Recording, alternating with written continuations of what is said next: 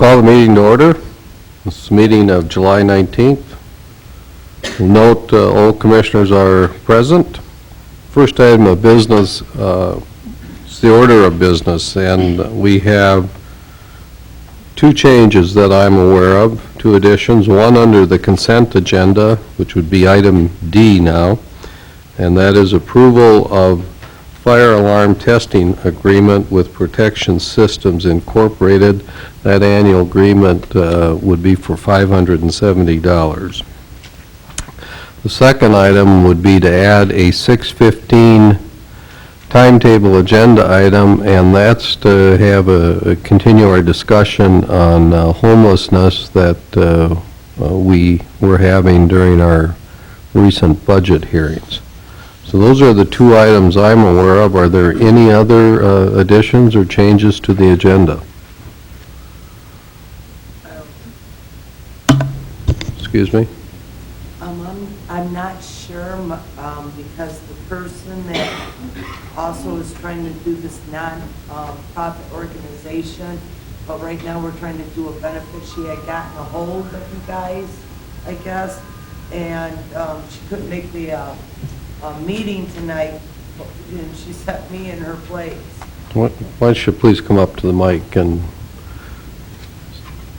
so you have another agenda item? Yes, I do. I will read her letter that she had for me.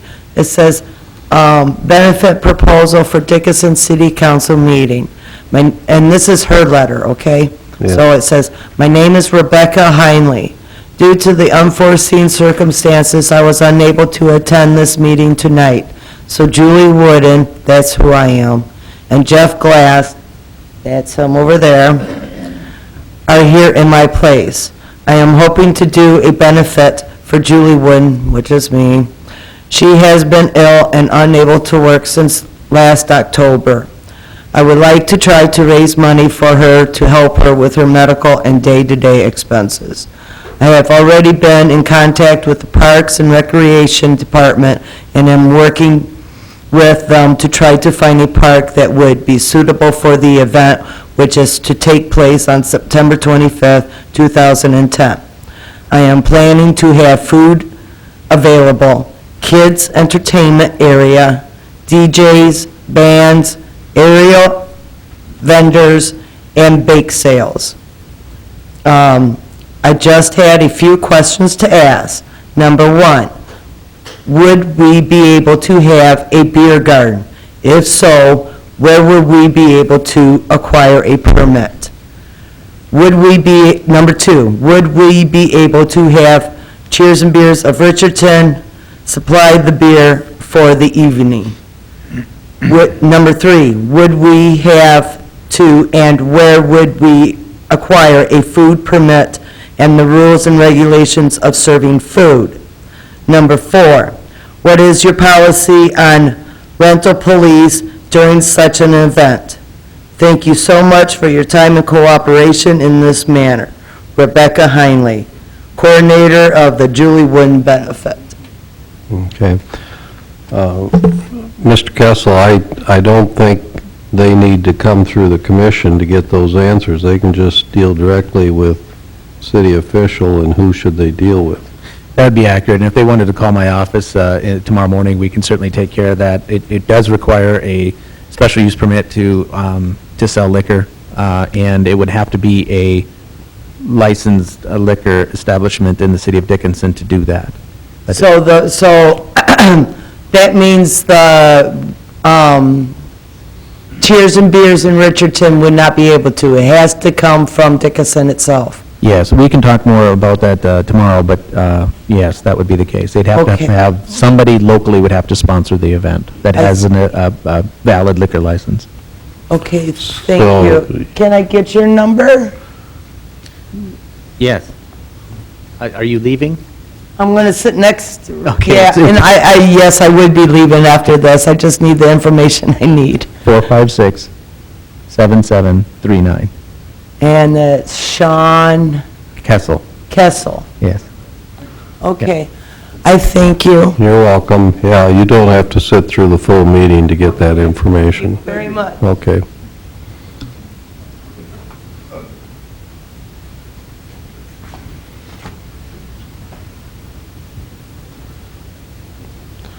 All right, is there anything else to add to the agenda? Hearing none, would there be a motion to approve the order of business with the two changes that I highlighted? We have the motion and the second. Second. Any discussion? Hearing none, all in favor of the motion, please say aye. Aye. Opposed, say nay. Motion carries. Then the next item is the consent agenda, and with the item I added, there are 4 items on the consent agenda. Are there any items there you wish to discuss?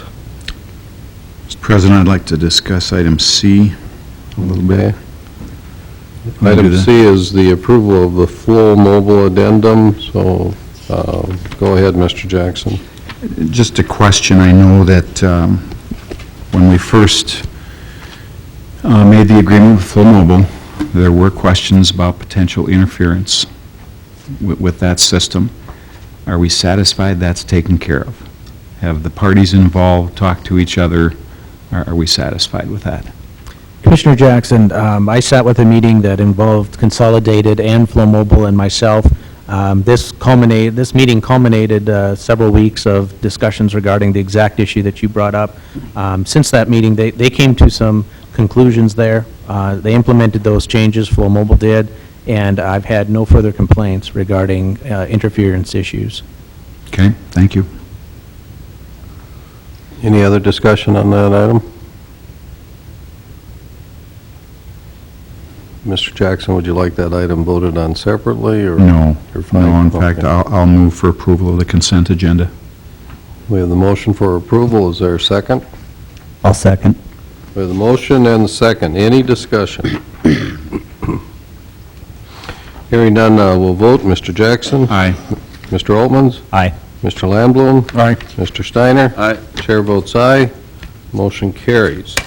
We're going to move to tab 4. And first item there is the June financial report. So, Mrs. Johnson.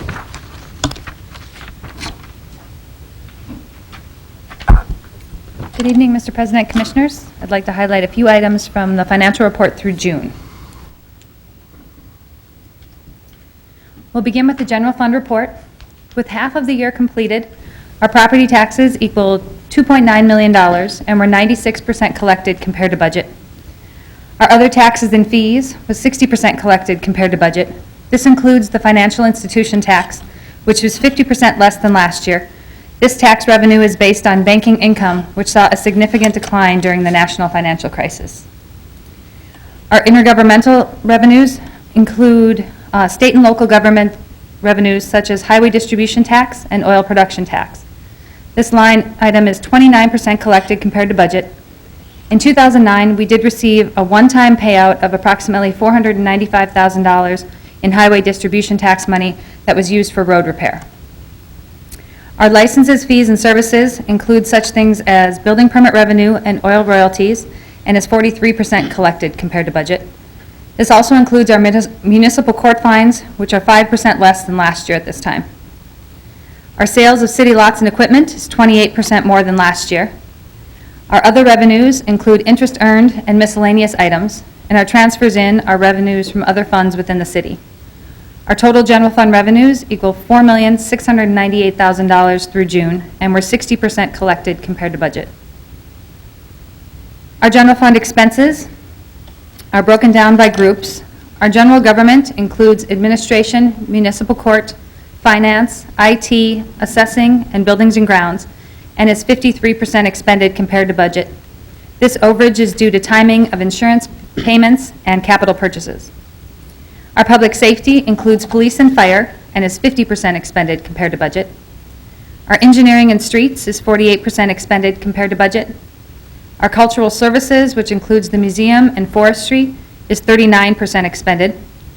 Our contingency and reserves includes the West River Community Center Major Maintenance Reserve and a $65,000 contingency line item.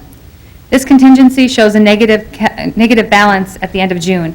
This is due to funds that we received from the DOT for the regional transit building that will be paid along with our 20% share.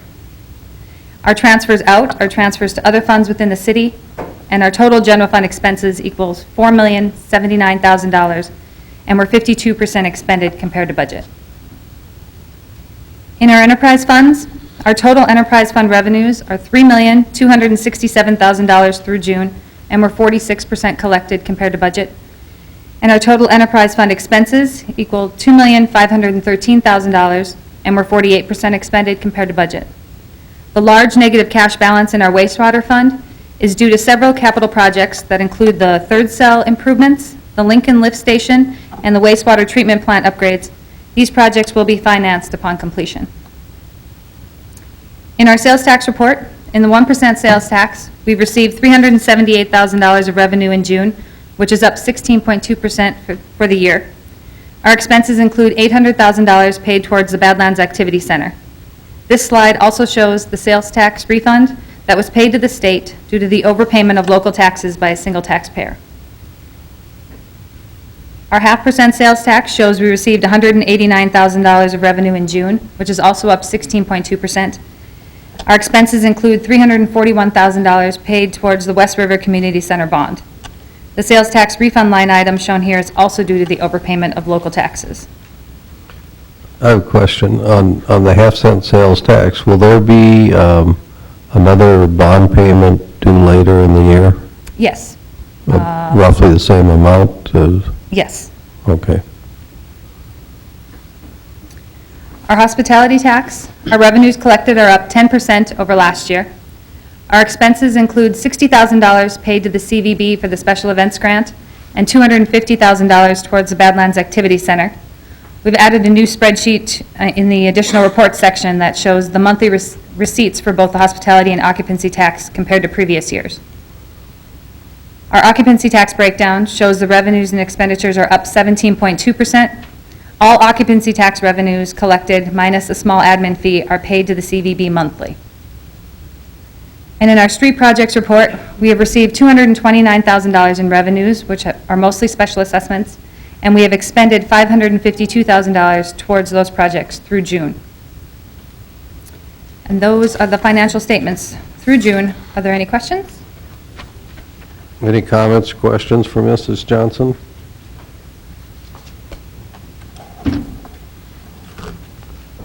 Would there be a motion to accept the financial report then as presented? So moved. Is there a second? I'll second. With a motion and a second, any discussion? Hearing none, we'll vote. Mr. Steiner? Aye. Mr. Jackson? Aye. Mr. Lamblin? Aye. Mr. Olmans? Aye. Chair votes aye.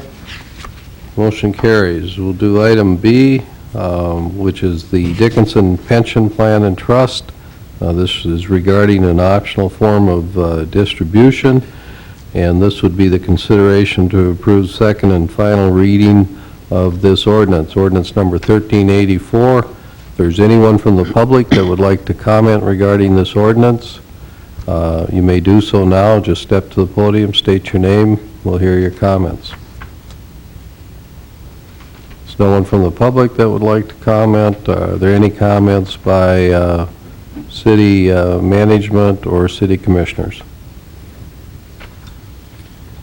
President Johnson, I would like to say that we did hold 2 all-staff meetings and did explain this ordinance revision to the staff, and as a group, they were pleased with this ordinance change as opposed to how it was originally written. So I'm happy to report that to you. Thank you, Mr. Kessel. Mr. Colling, can you just summarize this very quickly again? I know you did it 2 weeks ago, but... Certainly, Mr. President. The ordinance before you makes a change to the lump sum benefit that is provided to city employees that are within the city pension plan and police pension plan. Existing ordinance allows employees to retire and to take their entire pension benefit in one lump sum payment. This ordinance would change that so that employees who retired would receive that lump sum benefit over 9 equal annual payments. That's the basic change that is made by this ordinance. Thank you, Mr. Colling. Any comments or questions by commissioners? I know that there are some employees, at least a few, who do still have concerns. Personally, this final version of the ordinance, I thought was a very good evolution as we've looked at it the last, 3-4 months, I guess, really. I know that a lot of our staff, especially those who might be nearing retirement, are out getting advice and all, and I would urge them to get unbiased advice as they get that advice. This seems like a good solution to me. Thank you, Mr. Jackson. Any other comments? Is there a motion regarding this item? I'll make the motion for second and final reading of ordinance 1384.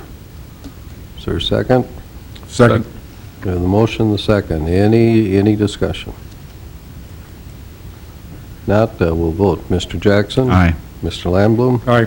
Mr. Altman? Aye. Mr. Steiner? Aye. Chair votes aye. Motion carries. We have a 5:30 timetable agenda item. This is a public hearing. We'll call on Mr. Soren to introduce this item.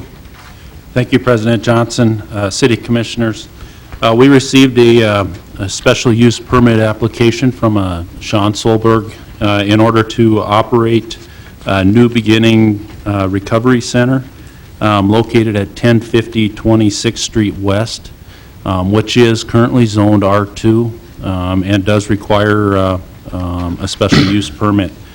Planning and Zoning did listen to the proposal, held a public hearing regarding this issue, and did deny his request. Since then, he has requested an appeal of that decision to the City Commission and is here tonight with that appeal. Okay. Thank you for that introduction. Mr. Soren will declare the public hearing open and invite Mr. Solberg or his representative to the podium to hear his comments. Hello, everyone. As you're all probably aware, I'm Sean Solberg, trying to open up the New Beginnings Recovery Center. It's a substance alcohol abuse treatment program. We'd offer outpatient and inpatient treatment and office setting and inpatient treatment in a group living facility located in Dickinson. We'd like to offer substance evaluations, DUI charges, and classes. The facility, I already have my state licensed. My policy is complete, turned into state, as far as the levels of care we want to assume there. And my policy manual, I need to put my LACs, which is my licensed addiction counselor, I need to put her name with the levels of care they want to give. And being as I'm unsure what that is going to come to yet, because I can't put her life on hold either. I didn't know this was going to take so long. I have to resubmit my policy manual with my addiction counselors' names and what they want to service. So that's my holdup on that. But as far as terminology and my policies, I got a 40-page manual presented to them, which is good to go as soon as I put those names in there. I'm also did all the requirements. I got my MPI number through Blue Cross and Blue Shield. This is going to be a private facility. It's not a state-run program. Is on this same block. It's all going to be Blue Cross, Blue Shield, privately insured people that are attending it.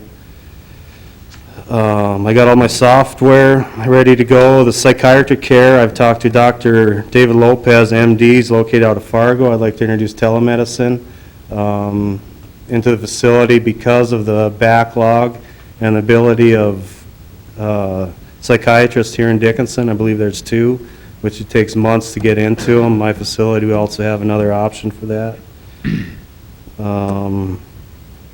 Basically, I have letters in the papers that I submitted to you, I have letters of support from the community. I have some pictures I'd like to go over about the facility. And I guess if we could just jump to those copies now, that'll probably bring up some questions that you guys might have. The first picture, it's basically of the facility and the condition it's in now. It definitely needs upkeep. Even speaking with the owners of it now, say there needs to be a lot of work done to it. It is kind of falling apart. My main concern for this building is that it is ADA compliant. It's in R2 zoning. I know it has to be sprinkled yet. To the best of my knowledge, that's the only code I'd have to meet as far as bringing this building up to speed. It's a 8-bedroom, 5-bathroom facility. It's been originally built for a group home.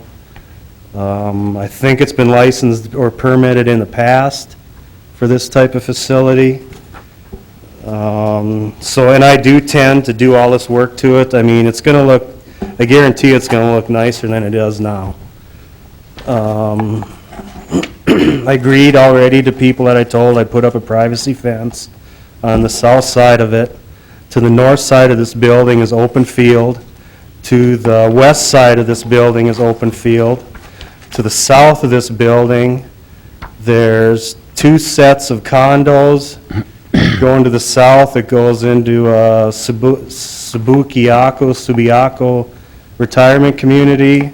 Then it goes into a charging daycare facility, which goes into another condo, and then into the existing house, which is presently an RCC building of 9 beds for the mentally ill, and it's got 4 beds for alcohol and recovering drug addicts through Badlands Human Service Center here in Dickinson already in that building. So, and that's on the exact same piece of land as my house that I would like to turn into a facility is on. The bottom picture is a picture of the house that I'm presenting to open this facility. And if you look at my house on the bottom to the house on top, licensed versus unlicensed, I don't know how you could see the difference other than the condos that are a lot closer to the facility that's already in operation. So that goes with that, and I guess back to some of my comments are, like I said, it's already got a building in this location that's licensed as this facility. And I went to a convention in Texas a couple weeks ago, and I didn't want to get into any of this. I've talked to an attorney here in Dickinson who was going to come with me here, but basically right now she can only present what I can present to you. It does get into some of the constitutional law, which I'm not up on, but as far as the Fair Housing Act, for the most part, a community cannot use its zoning ordinances to discriminate against classes of people that it does not want to accept, such as alcohol or drug-dependent persons. Courts have consistently ruled that an ordinance is intended to exclude certain groups from the community, or in some cases, if an otherwise natural ordinance has discriminatory effect, the zoning decision may be voided on the grounds that it violates anti-discrimination statutes or rights and protects guaranteed by the U.S. Constitution. Who are persons with disabilities within the meaning of the Fair Housing Act? The term mental or physical impairment, which is on that block, may include conditions such as blindness, hearing impairment, mobility impairment, HIV, mental retardation, alcoholism, drug addiction, chronic fatigue, learning disabilities, and head injuries. And the final note is, in '08, the statistics, North Dakota had 4,003 DUI arrests. In meeting with the police department last year, they had 100 DUIs in Dickinson, 187 the previous year. Every one of these people need this facility for their DUI classes and for their DUI evaluations. There's a couple private facilities in town that do that. Nobody has an in-bed treatment care facility, and one of the facilities that I spoke with is open from 1 to 4, Monday through Friday. That's it. My policy manual, this place will be a 24/7 open door policy. It'll be staffed 24/7. It'll be lighted, it'll be security. Not that anybody will need them. I know in my last presentation, they brought up where they had 49 people on a petition against this facility.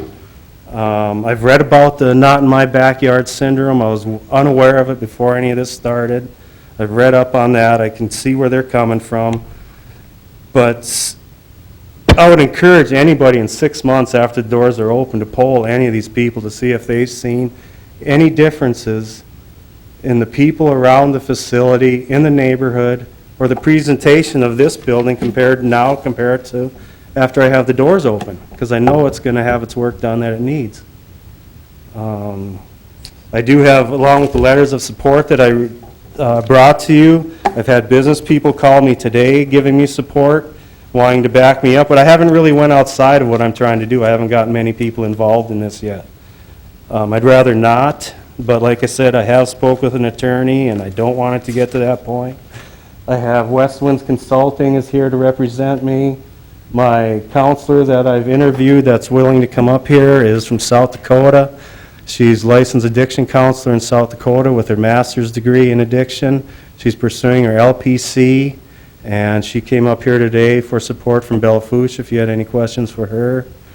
Or myself, I guess. I'm open to any questions that I've brought up or anybody has.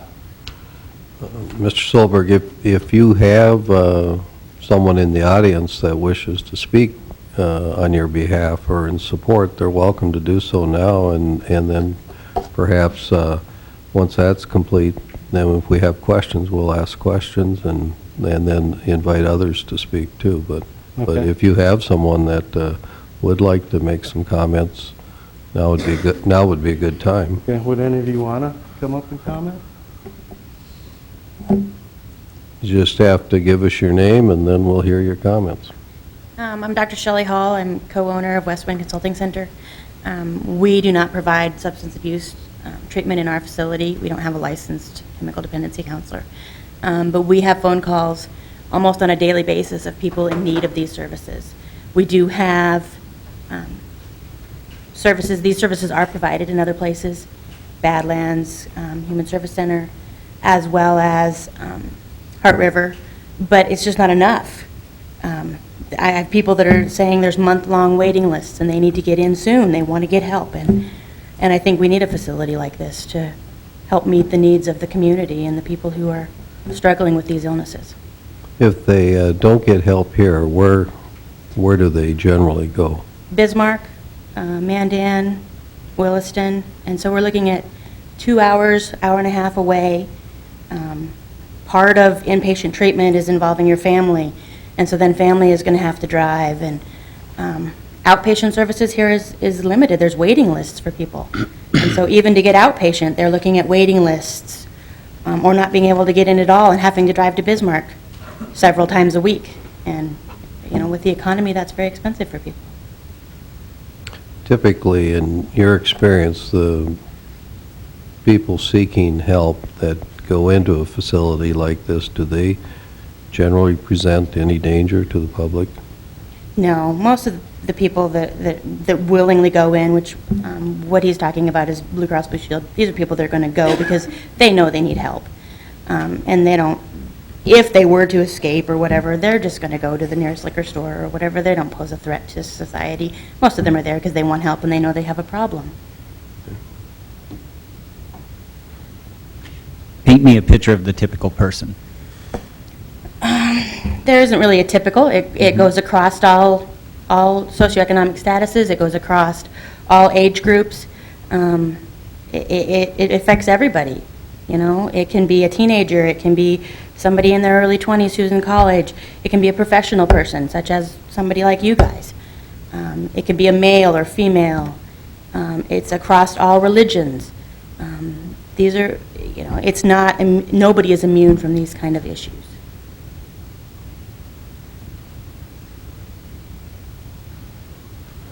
Okay, thank you. Is there anyone else that wishes to speak in support?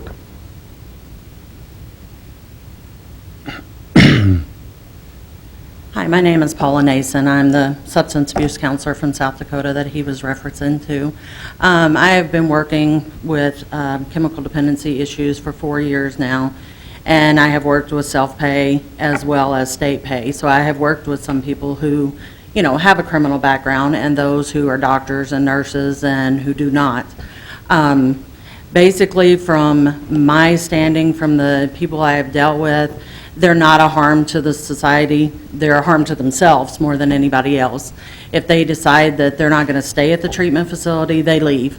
They get as far away from the facility as they can. I know by following this last hearing, that was the major concern, is the criminal part and the children being in the neighborhoods. And since then, I did go, and I know this is North Dakota, and it's a different issue for y'all, but we went to some of the facilities that are in neighborhoods in South Dakota, went house to house to people who had children, and they had no issues whatsoever with the people that were in the treatment facility. They didn't even know they were there. It's just basically another house. And the fact that he is setting it up in a house is a really good thing, because it's more of a home environment, and they get more individual care than some of the larger facilities like I've worked with, that they have 25 people in there, and it's not institutionalized. And like I said, the criminology part of it, not everybody who has a substance abuse problem is a criminal. And with Sean only taking self-pay and Blue Cross Blue Shield, I believe is what it is, you're not going to have criminals in those settings. They're not going to have money to pay for it. They're not going to have insurance. By the time they reach the criminal part, they have lost everything. They're coming out of prison. And right now, that's not what he's accepting. So you're not going to have the criminal aspect of it. So that's something I think everyone should consider in this. Any questions? Okay, well, thank you. Any comments or questions here? Mr. President, you made some good statements there, but I just want to clarify something here. The question isn't of whether we want to or do not want to allow them into the community. I don't think there's anybody here that would say we don't have a need for this business or this type of help. The question is whether it needs to be at that location. Now, you did talk about that location's one, but just to back up on Mr. Solberg spoke, talking about the laws and so on of you can't be prejudiced against this type of business and so on. Again, I don't think anyone here would disagree that that we do not want them in town. So I don't think there's any prejudice here of the city that says we don't want you in town. The concern that we're looking at tonight, and if anybody wants to speak, would be, the question is this location, the pros and cons of it. So I just wanted to clarify that we don't intend on excluding a business of this nature, at least I'm not, I can't speak for the other commissioner, of coming to town. But I think, once again, you're going to come to the same issue. Whatever neighborhood that he chooses to put them in, there's going to be people that are concerned due to lack of knowledge. The other neighborhood or appropriate business Right. section in town. But if you consider a neighborhood, like I said, it's more like a home setting. It's a better environment for them, and it helps also to help integrate them into the community. Yes, there are a few, like halfway houses, that are way out, away from the communities. But typically, if you look nationwide, 90% of the treatment facilities are within neighborhoods.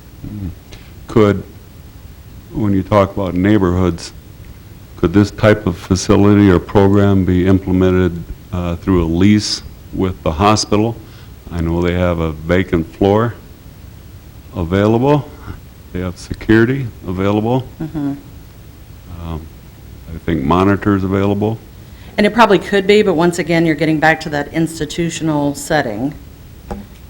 And, I don't know about you, but if I would go into a treatment program, I don't want to be in an institution. So you would actually be saying that there's absolutely no other place except in a neighborhood? Well, there are other places, and that's up to Sean where he chooses to put it, but that, based on zoning and the fact that there's already a mental health facility there that's taken people with addiction problems, he thought he was in a good zone. Okay. All right, thank you. Okay. Is there anyone else to speak in favor of this appeal? guess if I could come back to that, as far as the zoning and the neighbors, as far as being in a better place for this facility, I don't think there is one in town. The hospital has tried this. They couldn't do it. I don't know why they Talking about closed. the hospital getting into it, I was talking about the hospital leasing Right. the rooms to you, if you're... Right, and I really do not want an institutionalized setting. I mean, you come into a place like that, you know, and this is just me talking, but I picture the movie One Flew Over the Cuckoo's Nest, walking down the hallways, and they're not, you know, and that's what the people of Dickinson are doing now. They are commingling these people with mental health people. I've been in that house. I've been with the people talking about the thing that the mentally health people are doing that just aren't normal, you know, that the drug addict and alcoholic that's trying recovering is just like you and I. With the people that are voicing concerns against, they bring up, they're just, all this stuff isn't even a thought in my mind that they're bringing up. But they're bringing up sex offenders and ex-cons. That's not my facility. That facility already exists on this land. That's in that RCC house with Badlands sending their court-appointed people there that need to be there are already going there. You know, so that facility is here and it is there. It's not the facility I'm looking at opening. This is going to be a nice, the majority of my people, the residents, aren't going to be from Dickinson. You know, I'd go to say the business people in Dickinson that need this help are going to Bismarck, Minot, Williston, because they don't, you know, they want to keep their life private too. So most of my people are going to be southwest North Dakota, not in Dickinson, which is going to bring you restaurants, your families are going to be here, motels for people staying overnight, visiting their families. I mean, there's nothing but to prosper from this. This is going to be a feeder for the community and to help the community. I'm working hand in hand with Mercy Medical Center out of Williston. They're completely filled 21 days out of a 30-day month, where they're sending people to Minot and Bismarck. I personally know these people, and I got their backup. So they have this type of help service in Mercy Hospital, They have two of them, yeah. but it wouldn't fit in our hospital? It didn't in the past. Sure has. Didn't that close? Excuse me, is this a voluntary residence, or are they court-ordered? Mine wouldn't be court-ordered unless they're insured through their employer. But If then they're court-ordered, now they go to if Badlands. it's a voluntary, then it doesn't make any difference if it's institutional setting or not, because they're on their own, you know, they're there for their own If it's treatment. voluntary, correct. Yeah, so it doesn't really make any difference, and the experience I've seen in the years that it really, the setting really doesn't make that much difference. If a hospital is available, seems to me that's a practical venture. No, and if you go into the way the nursing homes are being built now, they're all getting away from that institutionalized settings. St. Luke's is building, everything's going to the home-like setting now. I mean, I don't know when the hospital closed their doors on this type of facility. I know it was a few years ago.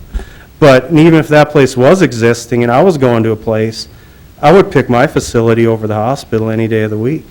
You know, that's my opinion. I don't want to lease from the hospital. You know, I don't want the long hallways. You know, I don't want them to have meals served to them already made. I want them to be making their own meals, doing their own laundry, doing their own day-to-day activities. You know, I don't want it all, you know, personally, I don't want a setting like that. You know, I'm not saying it will or wouldn't work, I'm just saying personally, I wouldn't want it. Mr. Stone, do you have a deal with the owner of that house at 100% at this time? I did. I had to let it go because my contract ran out. But they said absolutely they would sell if this... Yep. And they said regardless, they want to sell to me. They have their house lined up too. I mean, there's other people getting upset in this.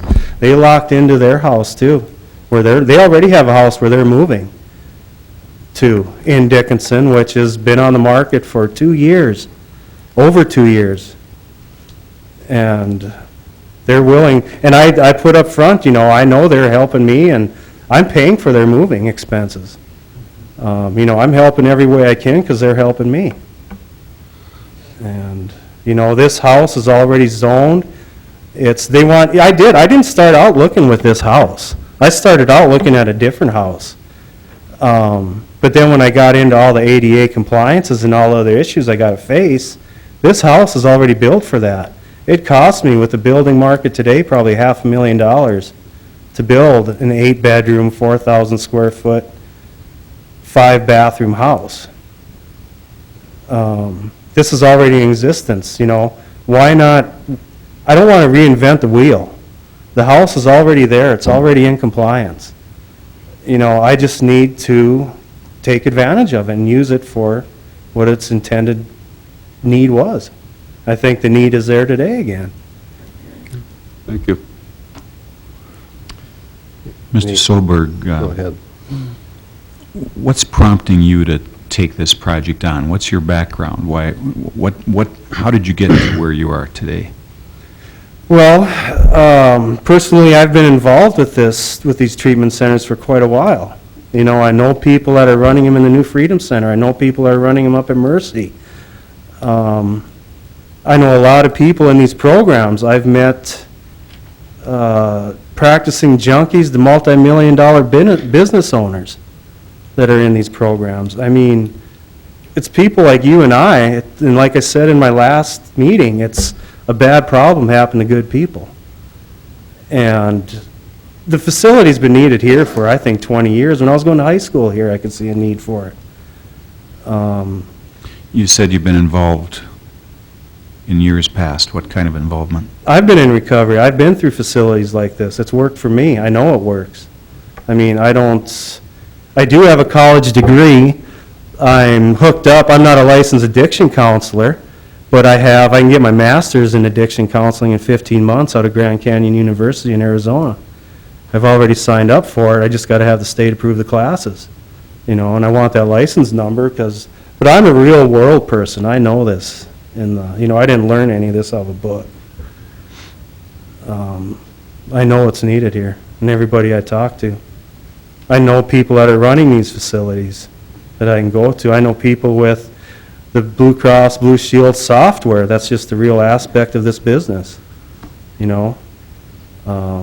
Most people wouldn't even know the software needed to tie in with Blue Cross. Have you done this before? I'm done. I'm licensed, but I know a lot of it from nursing home. You know, a lot of it kind of coincides, the HIPAA regulations, the new trend of getting out of institutionalized settings. Is that your background? You've worked in nursing? I was a nursing home administrator 12 years ago. Okay. And just to be blunt about it, I could make a lot more money in the oil field, and it was a lot easier, and I guess I wasn't really the type I didn't like working in a nursing home. You know, I took the state boards, I passed the state test, I was the only one in the state to pass that test. But I will get I think there's 100 and some licensed nursing home administrators in the state. I'm one of them. There's 80 some working. 15 months, I'll have my addiction counseling license. I don't know if I'll be a counselor, but I'll have my license to keep the doors open. And I could, you know, real world basis, I got the knowledge there. And I could give some of those classes if I just had the state number, which is a technicality that I'll overcome.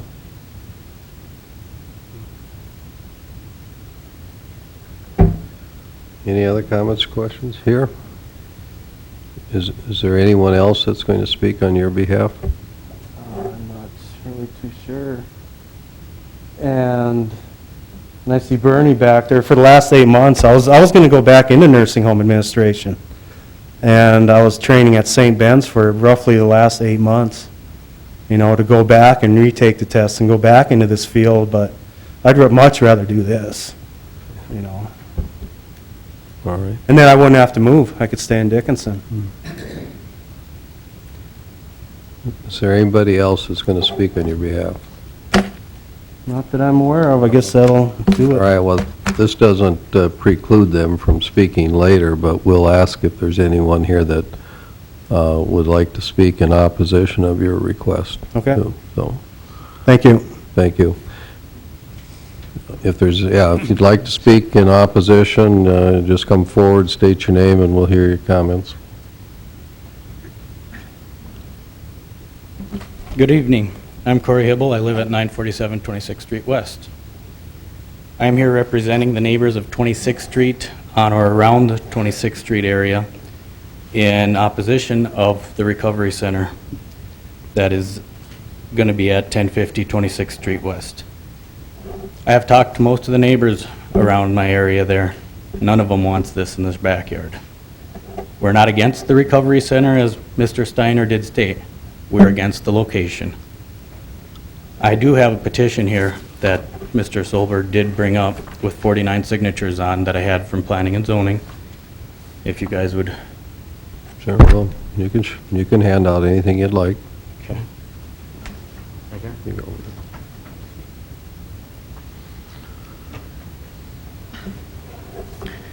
We have a lot of kids in our neighborhood, and also about 3 or 4 daycares in the area. As was stated at the Planning and Zoning meeting, Dickinson Public Schools does own a lot north of this location. Some of the neighbors have lived here for 15 to 30 years. I grew up in the area.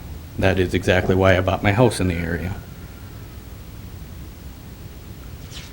I guess I appreciate your time, and I thank you. Okay, thank you, Mr. Hibble. Anybody else like to speak?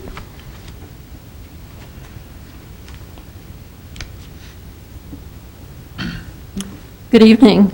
I'm Sister Ruth Fox, president of the board of Subiaco Manor, a small apartment complex for the retired elderly and blind, which is about 1 block south of the proposed facility.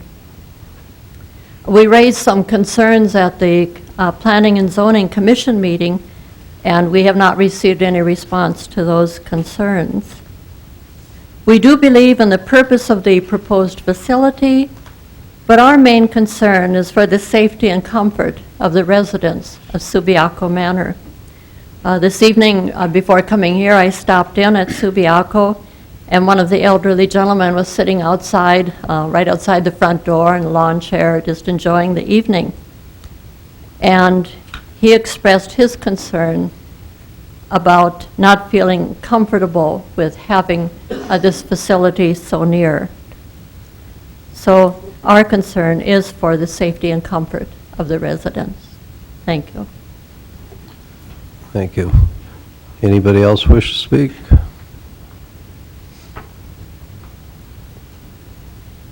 Good evening. I'm Renee Ratine. I have Just Kids Childcare on 26th Street West.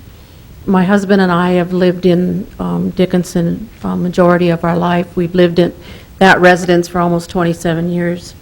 I operate a group daycare.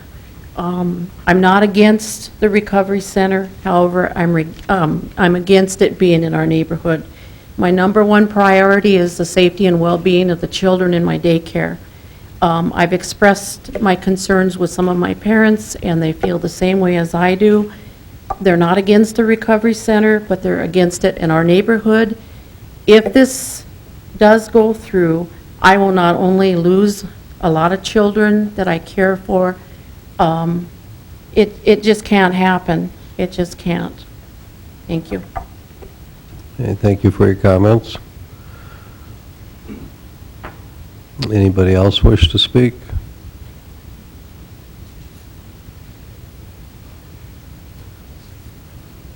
My name's Jim Sullivan. I'm not a resident of Dickinson, but we bought the property to develop, and we are still planning on develop. I had a hard time getting local contractors just because of the busyness. So what we've done is we've bought our own. We had bought addition to our own equipment, and that's being shipped in this week. So we are going to start the road project. We've got the permits in place. My concern with it really is, it's kind of everything that has been said here. I never paid much attention to it at first, but I'll just kind of repeat what I said before. When I came to the planning and zoning, actually I was called by one of the local residents because they're concerned, so I said, well, I better come down to it, and it became a real concern to me, and I can appreciate Mr. Solberg's investment in the property, as we have investment, and we'll have quite a bit of investment in this property. But from the standpoint that I would be concerned with is the perception, whether there is a problem or isn't a problem. There seems to be a perception, and perception is reality, especially in marketing. And that's what my concern would be as we start building out the development or get other builders in, is if we can meet our obligation that we made to the city of Dickinson when we bought the property, simply because we're up against something that I really don't myself know how to counteract. And that's what I've sat and listened through a couple of meetings, and it seems to be it'll be quite a hurdle. I am familiar with the one in, as Mr. Steiner's indicated, the one in Mercy Hospital in Williston. That is quite successful. I was familiar with it as a time when I was with the Parks and Rec Department. We contracted with Mercy Hospital to provide activity, and I didn't see it as an institutionalized setting myself as we were involved with their program. But I do know there is a need for this type of thing, but I am just concerned with the success of the development as we go forward, if that's how it's perceived. Thank you. Mr. Sullivan, if I can question. Sure. I did jot on this map before the meeting here, and, you know, as to who owns these lots over here. So you own the lots directly to the west? Or is it the lots to the southwest? We would be, sorry if I take a look at that.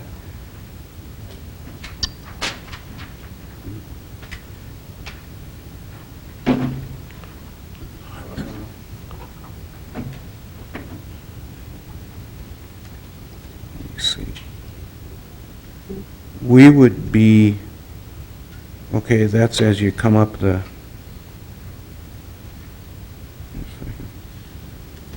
oh, yeah. Commissioner Steiner, You're going in the existing. the property that he owns is directly west of the Subiaco area there. Okay. Gary Bollinger owns directly west of the New Beginnings proposed site. Okay, thank you. Thanks. Any other comments or questions? Okay, thank you for your comments. Thank you. I think there was a lady here in the front row that would like to speak. My name's Pam Coling, and I guess I'd like to say that institution is a state of mind. You can be in an institution in a 5-bedroom home if it's not a good atmosphere, or the environment is bad or toxic. A nursing home can be a home if it's happy, and so can a hospital setting. With that, I guess I think some of the neighbors, along with this zoning, could it be that it would qualify for prison release? So if a government contract came along that offered more money than Blue Cross or whatever, would Mr. Solberg take government contract for prison release? And that's one of the big concerns when he talks about sexual offenders. With that, you know, my question to the zoning committee was, it's an open door policy. We do have vulnerable people in the area. I own a home that my daughter lives in along with 2 other housemates that have disabilities, so they are part of that vulnerable population. And my question to the zoning committee would be, how would you secure safety or monitoring out in the community when people are out in the community? Because there's no guarantee that down the road, I think one of the ladies said at this time, he is accepting alcoholic-related issues only, but the key word was at this time. To me, that struck a bell. So that's my question. That's it. Okay. Thank you. Anyone else wish to comment?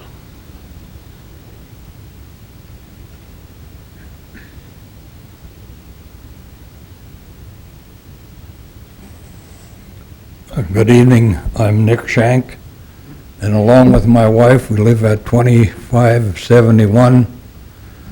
Between the home in question and our home, there's 28 feet. And our patio and their patio is about 18 feet apart. So they have a door on the bottom floor. This is a two-story home that's in question. They have a door on the bottom. They can come out to the patio, or there's a partially open stairway on the west side of this home. So they can go either up or down, and there's a door on the second floor they can go in or out. Now from this second floor, when I sit at my dining room table, I got a straight shot at it. So then if I sit in my recliner in the front room, I've got a straight shot at this balcony upstairs on the second floor. So then you're talking about privacy. I mean, where my privacy gonna be? We have a bedroom window over here, a sink window over here, and these people on the second floor, they've got straight shot at what we're doing. So I was wondering where the privacy and safety is gonna be in this home if it so comes to that. Thank you. Okay, thank you for your comments. Anybody else wish to speak?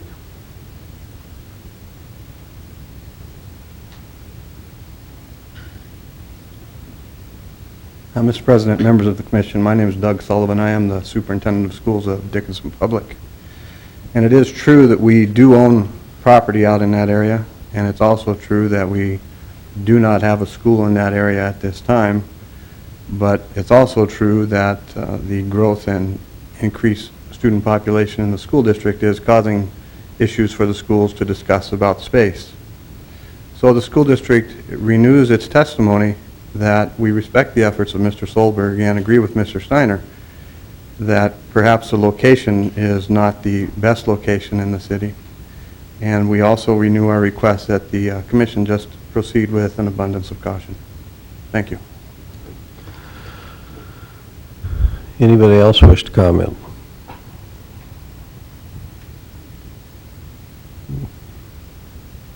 Can I come back up? Yes, you may. Once again, I'm Sean Solberg, and I'd just like to kind of, because I don't know what kind of questions are going to be coming up, you know, I just kind of thought of answers as these people came up here now. The address Mr. Shank had as far as privacy, we did my financials off a 71% occupancy rate. That would put 9 individuals in that house, 7 residents and 2 staff members. It'd be staffed 24/7. There's now 10 people living in that house.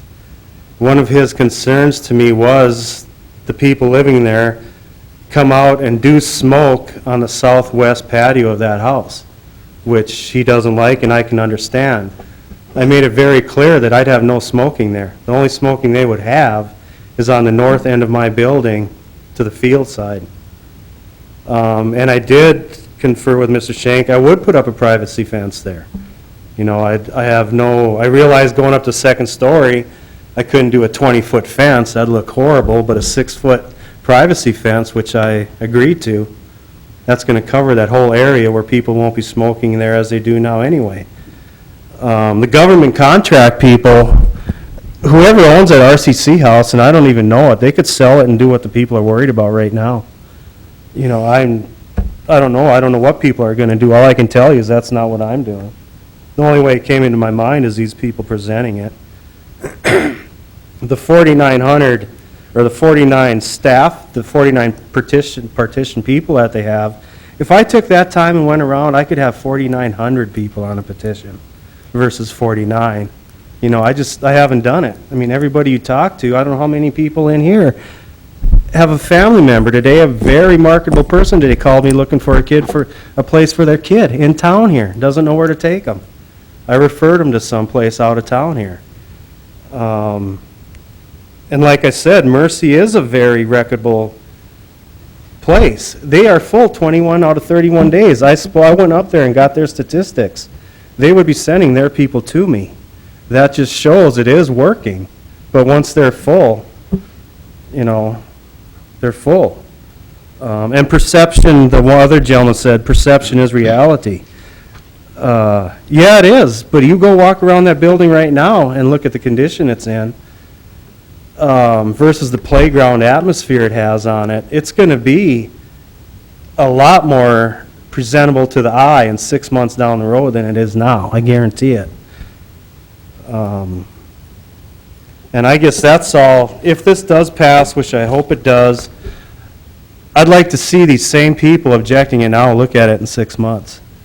They won't even know the people are in there, and it's going to be a lot nicer facility. I guess with that, I'll pass for now. One more question. This relates to Mr. Shank's comments. You're talking about 71% occupancy, talking about 10 people. But what is the turnover of people that would be there? I mean, if you've got 10 people, it's not going to be the same 10 people all year. How many people would your turnover be? If you, Oh, that's... 100 different people in there over the year? Probably. I'd have to sit down and do the numbers. I've never, well, let's say Mercy's at 71%, that's where they're at now. So I don't know. Well, typically, how long would a treatment period be? 28 to 90 days. Okay. Right now, what I've learned, Blue Cross and Blue Shield, there's no longer 28-day programs. They're all on a per diem basis, which I agree, because I think 28 days is kind of short. I prefer a 90-day. So probably on average, a person would be there 60 to 90 days. Correct. You could do the math in terms of Yeah, I just haven't turnover. done it. But, So there'd be a couple people, a couple hundred probably, that's- And I think that's where Mr. Shank is coming from, and I can understand Mr. Shank, with the neighbors there. I mean, he knows the people there now, okay? And whether they would move out and someone else move in, you know them and they're there day after day. I think his concern is, I'm going to guess 50 to 150 different people there a year. A year, it could be. With the phone. Could be. And, I didn't want to bring this up either, but I went in and I sat and had rhubarb cake with them people and met with them. They were going to come in here and vote for this place with me because of everything I've agreed to do for them. I mean, snow blowing their walks in the winter, just be part of what I'm doing. I don't know who got to them and changed their mind. But originally, I sat in their kitchen table and they were going to vote for this place. I think Mrs. Shank bought him a snowblower this year, so I might take that. But anyway. Thank you. Is this going to be available for both men and women? Or Yes, it is. What about couples? Yes, oh yeah, definitely. And I spoke with West Winds, and they were talking about, as far as making it a part of my curriculum, anger management class, which, yeah, I'm all for. And there's just so many things that this place could involve. But yeah, it'd be male, female, couples.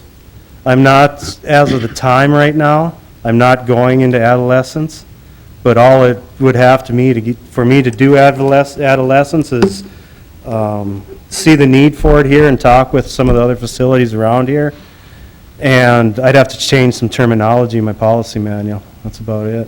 But as of now, I'm not pursuing the adolescent. I'm not sure you can mix adults and adolescents in a program like that anyway, can you? Yeah, you can, but it's going to require I'd have to do some other stuff for safety. And right now, even as far as my licensing, I do have to have lit areas, cameras will be 24/7. There's going to be more safety on this building and seeing what's going on in the area than there is now. There's going to be somebody to call right on that block if somebody does need help for them. What's your total employment projections? Well, it's going to be 24/7 with 2 to 3 on staff during the day, 1 nighttime, just everybody's going to be sleeping pretty much, just to keep them there, and 1 to 2 on a swing shift basis. These are full-time positions? Yes. anything else, Mr. Solberg? All my employees are going to have background checks done on them. They're all going to be, the place is going to be well lit on the north side, and cameras are going to be watching these people. Parking, I have enough room for, I guess there's another stipulation in a special permitting as far as off-street parking. I do have the room and the footage to put enough spots for my employees for off-street parking. Once again, they say, is there a better place for this in this community? I don't think there is. We got open field to the north and to the west, and this house is built for that. I don't have to build another ADA compliant building. It's there. It's ready to go for it. I guess other than just repeating what I've already said, I don't know what more I could really say right now, so that's all I have. Okay, well, thank you. We'll see if there's anybody else that wishes to comment.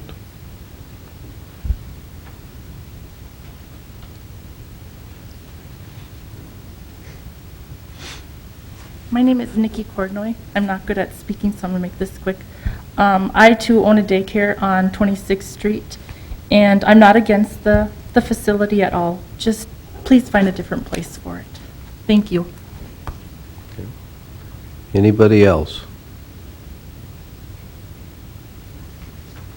My name is Misty. Couple of things. People are saying they don't want this near their daycares. It's no different than if you live in a neighborhood and your neighbor is an alcoholic. These are normal, average people, just like you and I, who have a problem. They're not going to cause harm towards the children than if an active alcoholic is probably more harm to children in daycare than a person who is trying to get in recovery. I think this is a good spot. Sean has worked really hard at this. He has looked for different places in town. This seems to be the best fit. People are talking that these people seem, we're talking about sex offenders, things like that. Alcoholism is a disease. And speaking from a nursing standpoint, it's no different than if somebody had cancer. Would you not want them in your neighborhood? Or somebody who has diabetes. It is a disease, and these people are trying to get help. That's all I have. Okay, thank you. Is there anybody else who'd like to speak?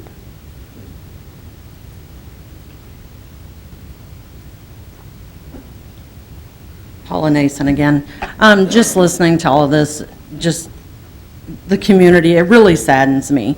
I understand that a lot of people have very little knowledge about the typical alcoholic. You see them as the person who is drunk all day long and is breaking laws constantly. And I would challenge each and every one of you in this room to actually do some research. They're not typically criminals. They don't want to deal with your kids. That's the last thing they want, is to go to a daycare center. They're not sex offenders. Recently, at the same time the last hearing came out in the same newspaper, was about a bus driver who was molesting children. We've got people in the society here that are sex offenders in your neighborhood already. Are you concerned about them? And as she just spoke, Ms. Solberg, there's alcoholics, they're everywhere. Probably 1 out of 20 people in your neighborhood is an alcoholic or a drug addict. You just don't know it. I would dare to guess how many people in this room have a substance abuse problem. It is a national issue. And boy, talk about discrimination. We want treatment, but we don't want them in our neighborhood. That is just so sad, guys. They need treatment. And like I said, if you do the research, they're not criminals, most of them. They're usually victims of crimes. They're not typically criminals. And if they leave the treatment facility, they're getting out of that neighborhood. They're going to go to the nearest bar, or they're going to go find a drug dealer. They're not coming to your house. As far as privacy issues, all of us have neighbors. All of us have somebody next door, and you decide to close your blinds or you leave them open. Just because they are an alcoholic or an addict does not mean that they're going to be looking in your window. So I don't understand that myself. But the thing is they're just like you and me. My husband is a recovering addict. Was he a criminal? No. Did he go to a treatment facility that was set up like Sean is talking about? Absolutely. Was it better than the treatment facilities that I have worked at that were institutionalized? Yes, it was. Number one, it's smaller. They get one-on-one treatment. When people are in treatment facilities, they are focused on themselves. They are focused on recovery. They are clean and sober. They have to be, or they're not allowed to be at the treatment facility. We would be drug testing them and alcohol testing them on a regular basis to make sure that they're not getting any substances. But they're going to be busy. It's going to be around-the-clock groups. It's going to be individual sessions. They're going to have AA in the evening. They're not going to have time to be running to the neighbors and see what they're doing. They're not going to have time to run down to the daycare center and check out kids.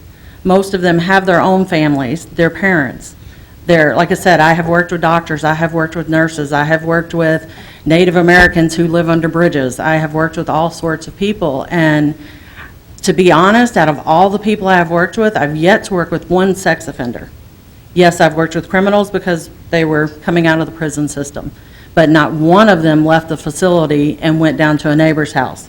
They might have left the facility and left town to go back to a bigger city to go use or to go drink. And that's the thing that I challenge you guys to think about, is the lack of knowledge does not give people the right to say, no, we don't want you nearby us. And as she mentioned, it's a disease just like anything else. And you need to consider that when you make this decision, is gain more knowledge about it. You know, all of us, well, probably most of us in this room have someone we know in our lives who has an alcohol or a drug addiction problem. And are they criminals? Might be, but I bet most of them aren't. They just have a problem that they need help with. And I understand that, you know, let's put it somewhere. But when you've looked around and you've looked at different facilities and you can't find the right place, this place is set up. You know, to me, it's an ideal situation. And I would hope that y'all consider all that, because there's more to it than dealing with children and the criminal aspect. They're just not who you're labeling them to be. So please keep an open mind. Thank you.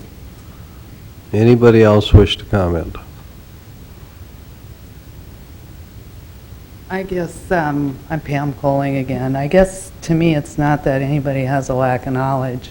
We just want to be assured that this zoning does not include prison release. And if Mr. Solberg sold the facility, could it go into that type of a facility?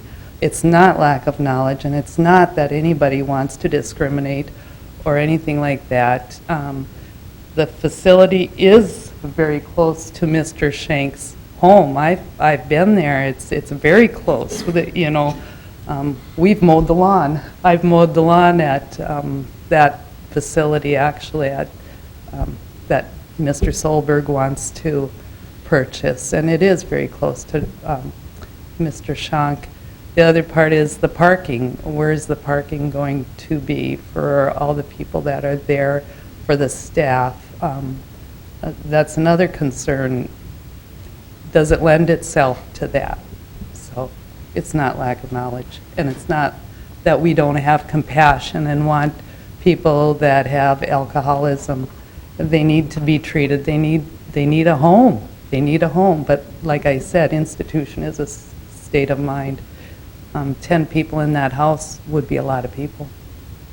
That would be a lot of people in that house. I've been in the house too. So, thank you. Thank you. Any other comments? Anybody else? Once I declare the public hearing closed, we'll take no more comments. So, anybody else? Public hearing is closed. Mr. Soren, I'd like you to just review why this needs a special use permit, and if the special use permit were granted, cover if there, you know, what restrictions, if any, there would be. Yes, President Johnson, the zoning on this property is R2, medium-density residential. The facility that we're talking about under our zoning code is considered a group care facility, which does entail several of the items that they had talked about, prison release, drug and alcohol, rehabilitation, mental issues, things like that could all be addressed there. So if we wanted to limit it to drug and alcohol type of a facility, that would have to be a restriction put on the special use permit for this facility. This type of facility under our code is a permitted use in an R3 community commercial, general commercial zoning areas, and under a special use permit in an R2. The special use permit that planning and zoning considered, were there any such restrictions on it? There were none because they turned down the request. However, one of the stipulations that was talked about, as Mr. Solberg brought up, was a privacy fence along the south property line between this facility as well as the neighboring houses.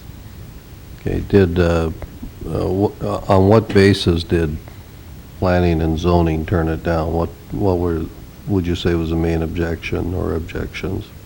I would say the main one was the neighborhood support against a facility of this nature there. Maybe a lack of understanding of Mr. Solberg's knowledge or education in this area.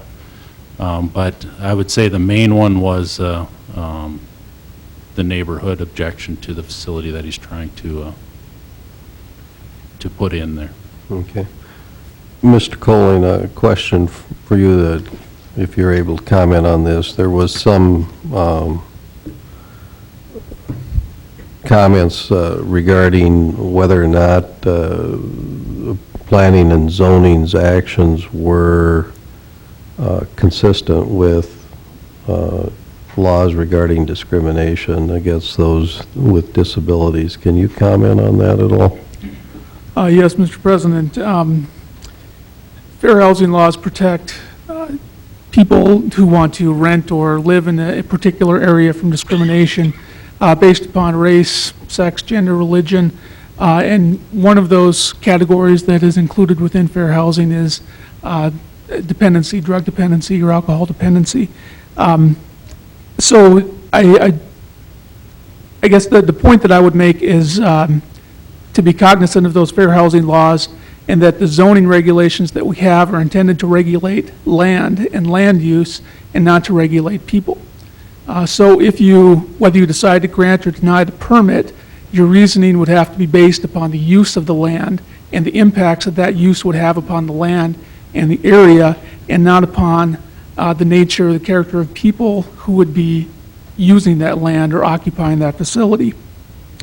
The other comment that I would make as well is you may want to consider that there are other group homes in the area, in the neighborhood there. And one of your considerations in that, I think, would be to consider whether there is a reason or a sufficient basis for not granting this permit based upon land use when other permits for group homes have been issued in the area and in the neighborhood. Okay, thank you, Mr. Colling. At this time, certainly invite comments or questions by commissioners. Mr. President, Mr. Colling, those other units that were permitted, were they under a special use permit, each of them? Mr. Lamboom, I don't know the answer to that. I know that all group homes in an R2 district would require a special use permit. And as to the number of other group homes in the area and what their procedure was or how long they've been here, I guess I can't speak to that. Also, my understanding of the Fair Housing Act, that it provides for equal access, but not necessarily for equal treatment, or special treatment, I should say.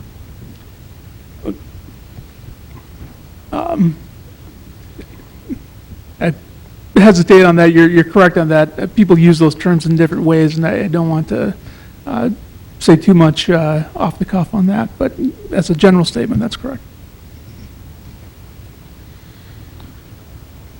Other comments or questions?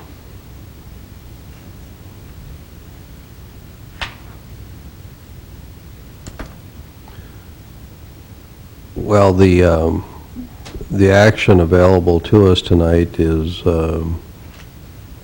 to approve the appeal and reject planning and zoning's decision, or you can reject the appeal and affirm the planning and zoning decision. I imagine you could defer to a later time too, but Mr. Colleen, have I covered them all, or are there other options? Mr. President, your zoning ordinance also does allow you to place conditions upon the grant of any special use permit. You can attach conditions at your discretion, provided, as I mentioned earlier, those conditions apply to the nature of the land and the land use at issue, and not to the nature or character of people using that land use. Okay, very good. So we can, we could attach special conditions. So would a special condition be that this be limited to treating those with alcohol and drug dependency issues? I believe that would be a sufficient condition under fair housing, yes. I guess, could you further it to, the main concern was that the dynamics of the business would change and that it would be people being released from prison or jail that would be treated there.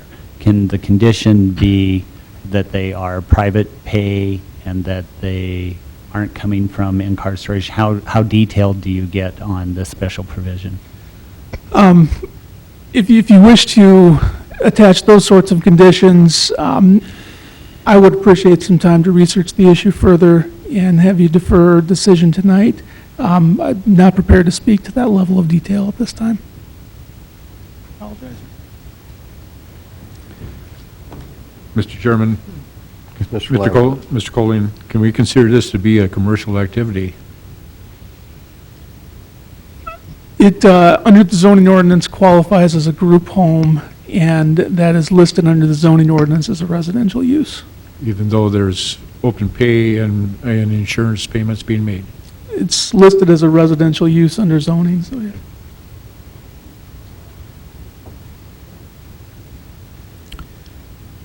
Mr. Soren, we have a condo immediately to the south, correct? Yeah, two twin homes directly south there. And then I'm looking at this map, and it looks like another building with this, maybe the same footprint to the south of that. Another twin home? Correct. Okay. Okay. I guess what I'm getting at is that does suggest a certain land use immediately adjacent to this proposed facility. And another question for Mr. Colling, and I think I know the answer to this, but this special use permit will run with the property or the project? In other words, if 5 years from now, there's a single family in here right now. If 5 years from now that happened again, and another project came back in after that, does that special use permit still stay with that piece of property? The special use permit stays with the property so long as that use is maintained and is consistent. If a special use was granted and it was operated as a group home for a period of 5 years and then was sold as a single-family residence, then it would revert back to the ordinary use of the property. If somebody wanted to come in and turn it into a group home again, they would be required to come back with a special use permit request. Thank you. Mr. Jackson, could you expand on your earlier comment when you were talking about the twin homes and it suggests a certain land use? Could you say more about that? Well, we've talked about the fact that there are other group homes there, but the other group homes are several lots away. the usage, in other words, adjacent to this property, is not group home usage. Mr. Soren, the land to the west and to the northwest, or I guess southwest, west, and northwest, a little bit there, that adjacent land, is that zoned R2 or R1? It's zoned R1, single R1. family. Yes. Okay. And in term, we have approved plats for those areas in previous meetings. Was there anything on those plats that would suggest that the developer will be coming back to ask for a change in that zoning? No, I don't foresee that happening. As a matter of fact, later tonight, we're going to talk about a development impact fee project, which is directly west of this property for the development of R1 single-family homes, as well as Mr. Sullivan's to the south. He is planning to construct that, and certainly along the north side of his, I believe, is a single-family home development there as well.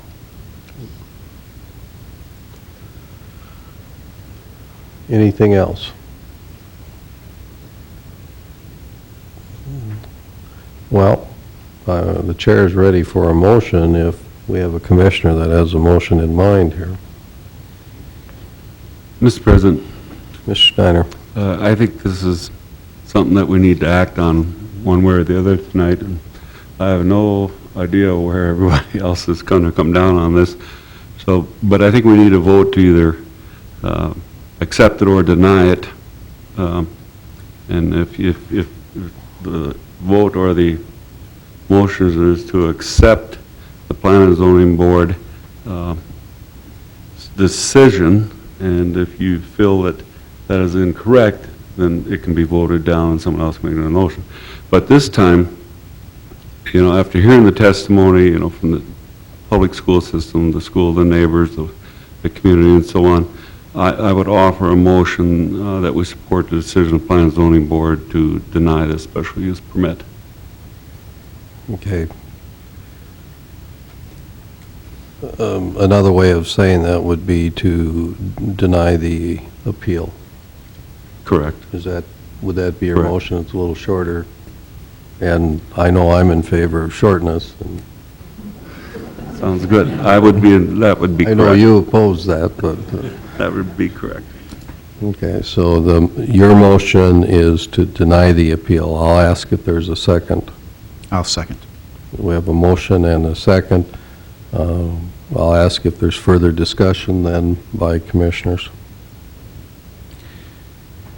I tend to think, Mr. President, that we, and I'm as guilty as anybody else, but I tend to think that we do overreact to situations like this, and we are more concerned than we ought to be.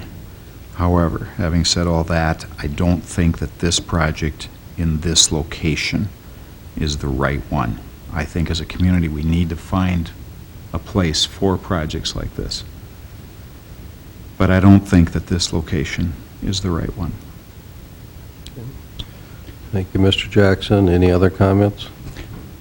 I guess further to that, when you look at the proximity to the other R1 locations, I guess that's what does it for me as far as wanting to say no to the appeal. If I know there's other facilities in this neighborhood, and if it was directly adjacent and in close proximity, that'd be great. But when you look at the platting and you look at the R1 right next to it, it's a little more difficult decision to move forward with. Thank you, Mr. Altman. Anybody else wish to comment? If not, then we'll vote again. The motion is to deny, so if you're in favor of denying, your vote would be in the affirmative. We'll begin then with Mr. Steiner. Aye. Mr. Jackson. Aye. Mr. Lamblum. Aye. Mr. Altman. Aye. Chair votes aye. The motion carries, and the appeal is denied. Thank you all for coming and testifying. We also have another another timetable agenda item. This one was scheduled for 5:45. This too is a public hearing. Excuse me, Mr. Chairman, members of the commission, I want to thank you for your decision tonight. Thank you. You're welcome. Mr. Schenk, one other question. This gentleman offered to remove your snow. Ms. Colin has cut your grass. Is there anything else we're missing? Oh, you're getting into privacy now. You and I known each other a long time, so I felt comfortable asking that. Okay, we have a public hearing. This one regards a fence. It's 5:45. We're going to ask Mr. Soren to introduce this item also. Thank you, President Johnson. This one is we had a request from Roger and Mary Walschlager to build a 6-foot fence within their front yard of their property where a 4-foot fence is permitted. Board of Adjustment did review this. As you can see by the picture that is in your packet, you can see they have very little room to their rear yard to have a rear yard. So they're looking to put this fence on the west side of their property and enclose that, and in doing that, taking it into the front yard as well. So their request was to build a 6-foot fence in the front yard where 4-foot is allowed. Board of Adjustments did grant their variance to do that. Bernice Mueller, who is the property owner directly to the north of this, has filed the appeal on their decision. A couple of things I would like to point out. This is a corner lot. There is a site distance, a triangle requirement on the corner of Park and 8th Street that must be upheld for vision clearance for traffic safety, as well as in her letter, she expressed concerns about her driveway, which is directly to the north of this property. We also have that requirement for that as well, to keep the site distance so she can back in and out of her property, which is a requirement of our code that was not part of the variance. So the variance that was granted was for a 6-foot fence on the south side of this house within their front yard. I'm confused. I thought in your earlier comments, you said it was on the west side. They're fencing the west side of their house, which is their side yard, to gain a rear yard privacy area, which is allowed to have a 6-foot fence. Okay, so on the west side, they can have a 6-foot fence. Correct. The variance is the fence that runs then along the north side of the south side. It'd be along 8th Street West. Along Their 8th house Street. faces south. Okay. Which so their front yard is from a line perpendicular to the front of their house to 8th Street. So the variance is on the north side, or south side of their house. Correct. And between the Mueller property and the Walshager property, what does the code say that they can do there? They can do a 6-foot fence. They can do a 6-foot Yes. fence. Yes. And so when they came and got a variance, then they got a variance for just the fence that is running along the south side of their property. Correct. Okay. They plan to build a 6-foot fence along their rear property line, which is the line between Bernice Mueller's and their property, and enclosing that west side. When they did that, they wanted to go out to the street of 8th Street, which is where the requirement came in for the variance, so they could continue that fence all the way around that side of their property. All right. I think I finally understand. Okay. Are there any other questions for the engineer before we open the public hearing then? Was there an indication, Mr. President, was there an indication as to the type of fence that was supposed to be, or was being proposed? Chain link, solid? No, it was a solid privacy, but whether it was, I believe it was a wood fence, but it may have been vinyl. I'm not, I can't remember exactly. But it was a solid fence. When you talk about the variance next to Bernice's driveway, what is the, it can be 6 feet all the way to her driveway, or? There's a 30-foot sight distance triangle that they have to maintain open, or the fence has to drop down below 32 inches, or at 32 inches. So there'll be an angle in their fence if they want to maintain that 6-foot fence on that corner, as well as the corner of 8th Street and Park Avenue. We have to maintain that vision clearance. So either the fence has to drop down, or they've got to angle the fence. And so which are they going to do? Or do you know? I believe they're planning to angle the fence. Okay. If that's the case, what about, is there a prohibition against shrubbery then in that triangle? Yes, it's the same height limitations. Okay, well, we'll declare the public hearing open, and we would invite Bernice Mueller or her representative to speak first.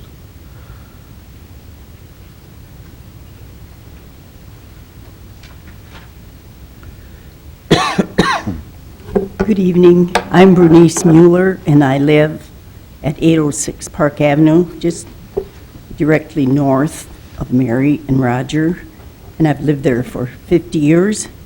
And I objected to the 6-foot fence, and I realized they are doing this cutaway, but I still felt that it would impede my view to get out of my driveway, because the cutaway is, it's still 6 feet, even 30, if it's 30 feet into my, to the yard.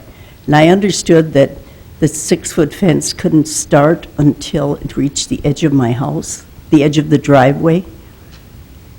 But I've now heard this. I'm not sure why I received a letter saying the 6-foot fence was requested, but I had to approve of it, and only a 4-foot fence was allowed. And I guess I'm appearing because I object to the 6-foot fence all the way out. I guess it's out to about halfway down my driveway. And I feel it would be difficult to back out of there, and then it would probably collect a lot of snow, and I don't know how that's going to work for me, but I'm hoping that I can work with it. I realize the cutaways are 6 feet up then, too. In other words, this is all 6 feet, every bit of it, as far as I can see. And it's troubling because I can't see across. When you come around the corner, you look out of your driveway and you look up and around the corner to see if anyone's coming or if someone's driving by, and obviously you couldn't see it until you were backing out. And I don't know how safe that is. I don't think it's very safe. I always think that city codes are common sense, and they're there for a good reason, and we keep bending the rules, and they always create a problem for someone, and I think they would create somewhat of a problem for me. So I appreciate your time. I didn't bring the whole neighborhood. Well, we appreciate that, too, but... But I'm mostly directly affected. So thank you anyhow for your time. If you could just stay there for a moment, Bernice. I want to be clear here. When I was questioning Mr. Soren, and what he said was the fence that would run immediately south of your property, between yours and Roger and Mary's, they have the right to build 6 feet high. Now Right, but it's my front yard. Well, I understand that, but I mean, in city code, I mean, when they requested a variance, it wasn't a variance for that particular fence line. It was on the opposite side of their house. Okay. That's the one that was granted. Well, what I'm saying tonight is, if we upheld your appeal, Mhm. they would still have a 6-foot fence between your house and their house, subject to the site limitations where it starts to approach Park Avenue. Did I say that right, Mr. Sorn? That's correct. Okay. So if we granted your appeal, the fence immediately south of their home, instead of being 6 foot high, would be 4 foot high. And what I think when you called me the other day and then listening to you speak tonight, I think really what you're objecting to is the fence really immediately between your two homes. Right, right. And as long as they obey the code in terms of the site issues as the fence approaches Park Avenue, they can put a 6-foot fence in there. Okay, I know what you're saying. Yeah. And I was not understanding completely what the code was. I didn't understand it either, and I drove over there today, and Commissioner Jackson explained it to me, and so. All right, well, thank you, but you understand that I'm concerned about seeing out of my driveway. I understand that, and I think we all do here too, but the variance is on the other side of the house, not the side that's adjoins your house. Okay. Okay? I understand. You understand? Okay. do. All right. Thank you very much. Is there anybody else that would wish to speak on this matter?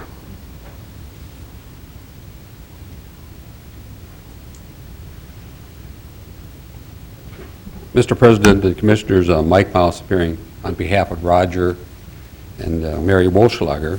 I don't know if you have copies of this same drawing, but I'm going to hand this out. It does have attached to it the scallop cedar fence that they're going to put up. You're absolutely correct in stating that the variance is on the south side, which is away from the property. And they do plan to put, what was there before was a hedge and a chain link fence, and that's down now.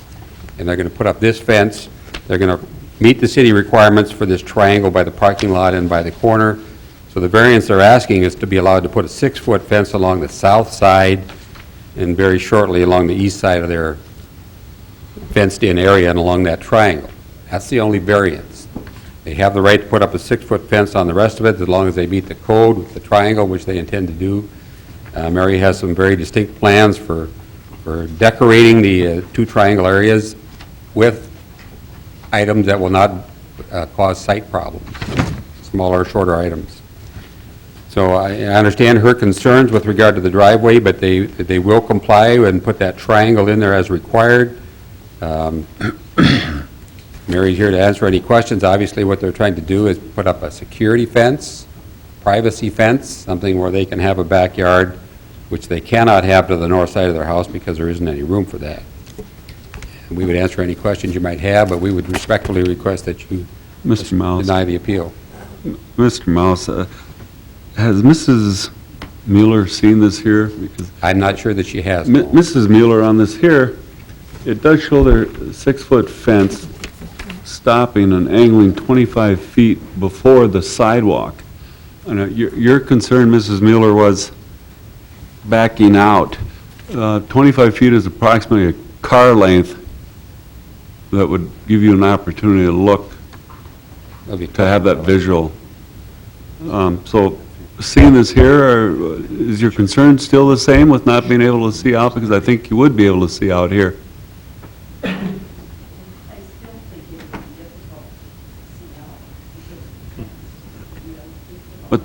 But the fence wouldn't be in your way because 25 feet from the sidewalk, and then you have the sidewalk, so let's call that 4-foot sidewalk, whatever it is there. Mr. Steiner, the drawing I'm looking at, it looks to me like it's 25 feet from the center line of the street, not 25 feet from the sidewalk. Maybe we get clarification. You're right. So That is correct, although what Mr. Soren said earlier may He said 30 feet, and if it's required to be 30, then we'll make it 30. Is Yeah, it a what 30-foot what is, requirement or what is the 25? requirement? Typically, it's 30 feet from the edge of the driving lane, or 25 feet from the curb line is the standard that we've used. Okay, so, So that's the so curb- this that's the curb. this drawing wouldn't be correct. Correct. You'd have to, you'd end up backing that up a little bit. Yes. But you'd have to go from that curb line. But this is the general appearance of it. Correct. Okay. Well, I think this may be correct, but I guess we can leave that to our city engineer. It might be correct. Looks to me like it's intended to come from the curb, this 25 feet. That's what, we've used 25 feet from the edge of the curb, 30 feet from the edge of the driving lane. Whichever that requirement is, they will fill that requirement. So you, would- then in my mind, this would give her almost a full car length backing up to stop on her property with a visual to northbound traffic, which would be her closest. Well, it'd be And southbound, at because least- that isn't what we're talking about, southbound. Yeah, this drawing, by the way, is upside down. And if you're reading it, you're looking south. Right, correct. That being said, 25 feet is more than one car length. It's probably at least two car lengths. Okay, okay. Yeah, I think not only cars, what the code is intending to do too is to have a reasonable view of the sidewalk, so if there's, say, someone on a bicycle or rollerblades, you can see that. I think that's probably a greater concern than seeing cars in the street. I think there's adequate room for that, but I'm assuming the fence is, after the triangle, does it go back to 6 feet high? Well, even at the triangle, it's 6 feet high. So it's 6 Oh, feet that's high all right, the way yeah, around. All the way around. The visual area for safety is the triangle itself. Mhm. Is there any restriction, Mr. Soren, on how far back it has to be from the sidewalk? The triangle, I believe it's just the 25 feet from the curb that we're, I mean, this part of the fence that's running parallel. on the to sidewalk, property line. Just has, so Yep. that, And in this case, I believe the sidewalk is on the property line. So- That's what's a little deceiving, is there's actually the boulevard out here, so their lines are coming from the curb line, I believe. okay. All right. And whether there was the appeal or not, they could still build the 6-foot along this north side, no matter what. Correct. They could build 6-foot from a line where the 222 8th Street is. If you draw that straight over to the west, that could all be 6 feet. The variance grants everything south of that to go to 6 feet from 4 feet.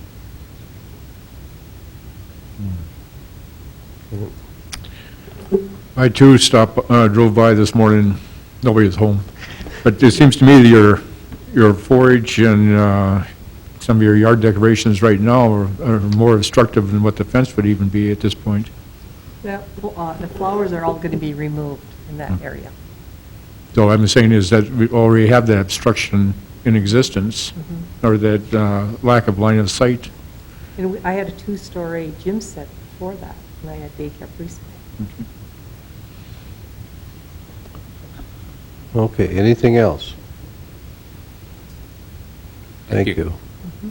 Is there anybody else that wishes to comment? Not? We'll declare the public hearing closed. Ask if there's more comments by commissioners. Not, is there a motion regarding the appeal? Mr. President, I'll move we deny the appeal. Is there a second? Second. We have a motion and a second. Further discussion? There's no discussion. We'll proceed to vote. Mr. Jackson? Aye. Mr. Steiner? Aye. Mr. Lamblum? Aye. Mr. Olmans? Aye. Chair votes aye. Motion carries. The appeal is denied.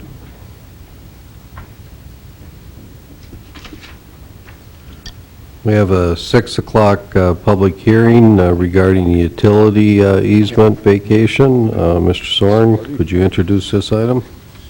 Yes, President Johnson, City Commissioners, this is a easement vacation that was requested in the Water's Edge subdivision, which is on the west side of town. In the vicinity map that's in your packet, you can see the easement vacation is between lots 14 and 15. Those two lots were purchased by one person planning to build a new home in the center of those two lots, therefore needing the vacation of the easement. MDU is the only utility that is in the easement. They've agreed to move their utility to the north edge of the property and have signed off on the easement, and all other parties that are affected with this easement have signed off with the agreement to vacate the easement. And with that, we're recommending the vacation. Okay, thank you, Mr. Soren. With that explanation, we'll declare the public hearing open. Anybody wishing to comment regarding this may do so. Just step to the podium, state your name, we'll hear your comments. Does anybody wish to comment? Not, we'll declare the public hearing closed. And what's the resolution number on this one? Be resolution number 25-2010. 25, okay. Will there be a motion regarding this resolution? Motion to approve, Mr. President. Is there a second? Second. We have the motion to approve and a second. Any discussion? Hearing none, we'll vote. Mr. Steiner? Aye. Mr. Lamblum? Aye. Mr. Olmans? Aye. Mr. Jackson? Aye. Chair votes aye. The motion carries. We have a 6:15 timetable agenda item, and that is to kind of continue our discussion regarding homelessness that we got into during our budget hearings last week. So not sure how to do this, but we'd invite Miss Johnson and Ms. Rao and others to come to the podium. Introduce yourselves again, please, and we'll pick up where we left off. So, President Johnson, Commissioners, I'm Gloria Fictorao, the Direct Services Coordinator of the Domestic Violence and Rape Crisis Center in Dickinson. And I'm Darien Johnson, the Executive Director of the Domestic Violence and Rape Crisis Center, as well as one of the co-chairs of the Homeless Coalition. Okay. Chantal Zeller, I'm the coordinator for Dakota Center for Independent Living in Dickinson. Michelle Shook, and I'm the business manager for Queen of Peace Parish here in Dickinson. okay, well, welcome. Where do you think we should start here again? Mr. President. Mr. Steiner, we'll I start can with you. start with questions. Sure. Mrs. Johnson, have you had a chance to talk to the owner of the home and everything about the possible sale and so on? I have talked to the owner of the home, and I have also talked to many other people. This has opened up a huge can of worms, and there has been a lot of ideas from people in the community that have been thrown at us as possibilities for how to handle this. So, right now, I stand before you with many more ideas and possibilities than what we stood before you with before. As one of the ideas, and I mentioned it to the gentleman earlier, is one of the ideas about contacting the hospital to use that vacated floor? That's not one I've heard. Oh, you weren't here.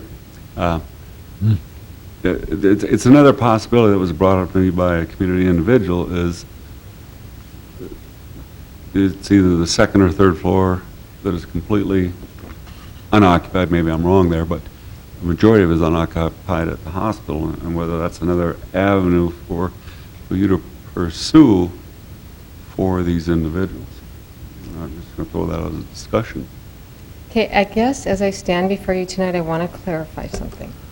The snowball has been going really fast downhill, and I think we need to slow it down just a little bit. Because what I want to make sure that the commissioners understand is that our agency is perfectly willing to start this process. But we cannot take on the process.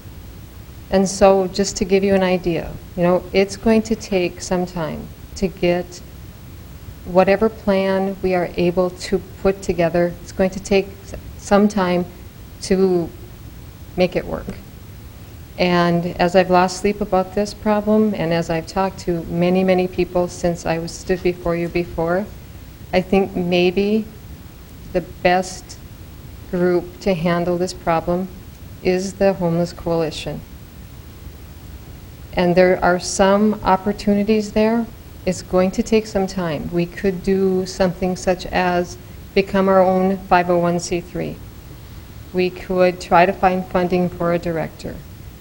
These are some of the possibilities that have been thrown at me and that we have known about but just didn't quite know where to go with.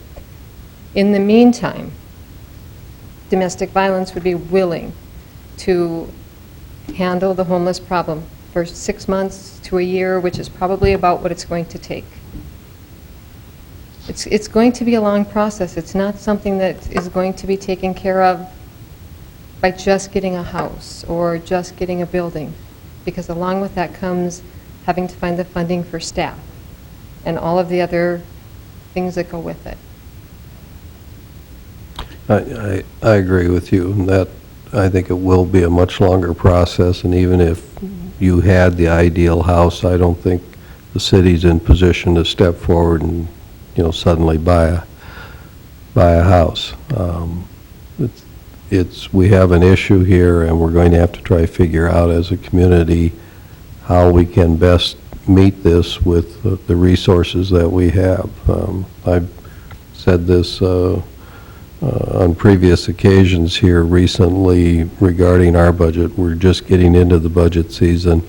I expect it to be a very difficult time. And not that the city isn't doing well, but there are, I think, many more financial requests for expenditures than we will have revenues to meet. And so this group is going to have some difficult choices that'll be making here in the next 60 to 90 days. And if we threw another request on the table for a significant sum of money to deal with homelessness, I'm not sure where it would come from. So I think, we do need a kind of well thought out, measured approach, a plan to come. I think it's good to kind of bring the problem here and say, we have a problem, here's what we're experiencing. We don't necessarily have the solution, and generally those solutions don't come out of a 2-hour commission meeting. They come away from a place like this, but once you have a possible solution or alternatives, then you bring it back here. So. I do, however, think that, we did come forward to ask for some funding, because I think that is something we're going to need for our agency even to be able to do this short term. Because as I said at the last meeting, our grant funding is particular to our building and to our services. So if we're having to go outside of that, our grant funding will not allow us to do that. And then it goes back to the mom with the 2-year-old that I talked to you about and saying, I'm sorry, there's nothing we can do for you. And so your request was for $30,000, and you had a property that was willing to lease to you, and are they willing to lease to you in that 6-month or 1-year time frame as well, or is there a longer commitment that you need to make? Right now, we are in discussion. He is waiting to find out what we find out before he makes his decisions going forward. Sorry, do you seem open to a 6-month to 1-year type lease so that you could get to that place that you need to be for the bigger solution? In speaking with Sean and what was said at the last meeting, the zoning issues may be a problem right off the bat. If I remember right, it's 4 non-related people in one house. So that becomes an issue right away. So, those are the things that need to be discussed, and those are things that I don't understand as a citizen. I didn't have any clue that there were ordinances such as that. And so, We'll also have probably other issues, because I suspect if we had a home for the homeless, it falls under that definition of group homes. I would have to research that to verify that for sure. But if it does, then if this is an R1, if we needed a special use permit out of an R2, you would need a special use permit out of an R1. If it's even allowed, it may not even be allowed in an R1. May not. And, here you're going to be, as you said last week, or at least as I understood it, you can be dealing with individuals who have a lot of issues, and violence could be an issue. absolutely. And that type of thing. So, if we had an issue with a neighborhood putting a home for treating alcoholism, if you take and do a homeless home right in a residential area, I think you're going to have a much bigger issue, because there you're dealing with a population that has a pretty varied background, and I don't think you're going to be doing security checks on every homeless person that comes to your background checks. And actually, we do background checks. You on do homeless for individuals, yes, we do. Yeah. And again, I was listening to some of the things that those people were saying, and unfortunately, it is true. There are homeless people in all of our neighborhoods already. And so you have to weigh the pros and cons of knowing where people are at or not knowing. And the homeless people that we are dealing with are not criminals. Most of them are young mothers with children who can't afford to pay their rent. Now, granted, are we going to have some that may be shady? Yeah. But we have them living in our neighborhoods already. So, you have to weigh that factor too. I mean, I understand what you're saying. Yeah. But I don't think we can do a knee-jerk reaction. No. I mean, I think we're all sympathetic, but this would take out a fairly well-thought-out, well-planned Very much so. approach. Yes. Yeah. Mr. President, Mr. Jackson? was our special meeting a week ago, our budget meeting, televised? Yes. It was televised? Well, it was recorded. Okay. President Johnson, Commissioners, I'm speaking on behalf of a co-chair of the Homeless Coalition, in addition to my coordinator position at the Domestic Violence Center. If it helps paint a picture, 7 days a week, our staff has experiences with people that have nowhere to call home, whether it's because mostly the ones we deal with are displaced because of domestic violence or sexual assault, but now our phone is ringing a lot more than it did before with people concerned for their family, their friends, their neighbors that have always lived here and have never had to think about the word homeless. What we're facing is we're going to go to work tomorrow and we're going to get calls, whether it's 1 or 20, we're not sure. I don't think anyone's sure. But when we answer that phone and we have a family of 5 or a family of 4 or a family of 1 and they have nowhere to live and we have no room in our shelter and there's no motels, we don't know where they're going to go. I mean, if that helps you, this is what we're dealing with. That's what we're dealing with. The immediate tomorrow, I don't know what we can do, but I hope that paints a little better picture when you're figuring out the budgeting. Well, I want to make another comment here. You have very significant needs. These needs are being amplified by the oil development. I think we have pretty common agreement there.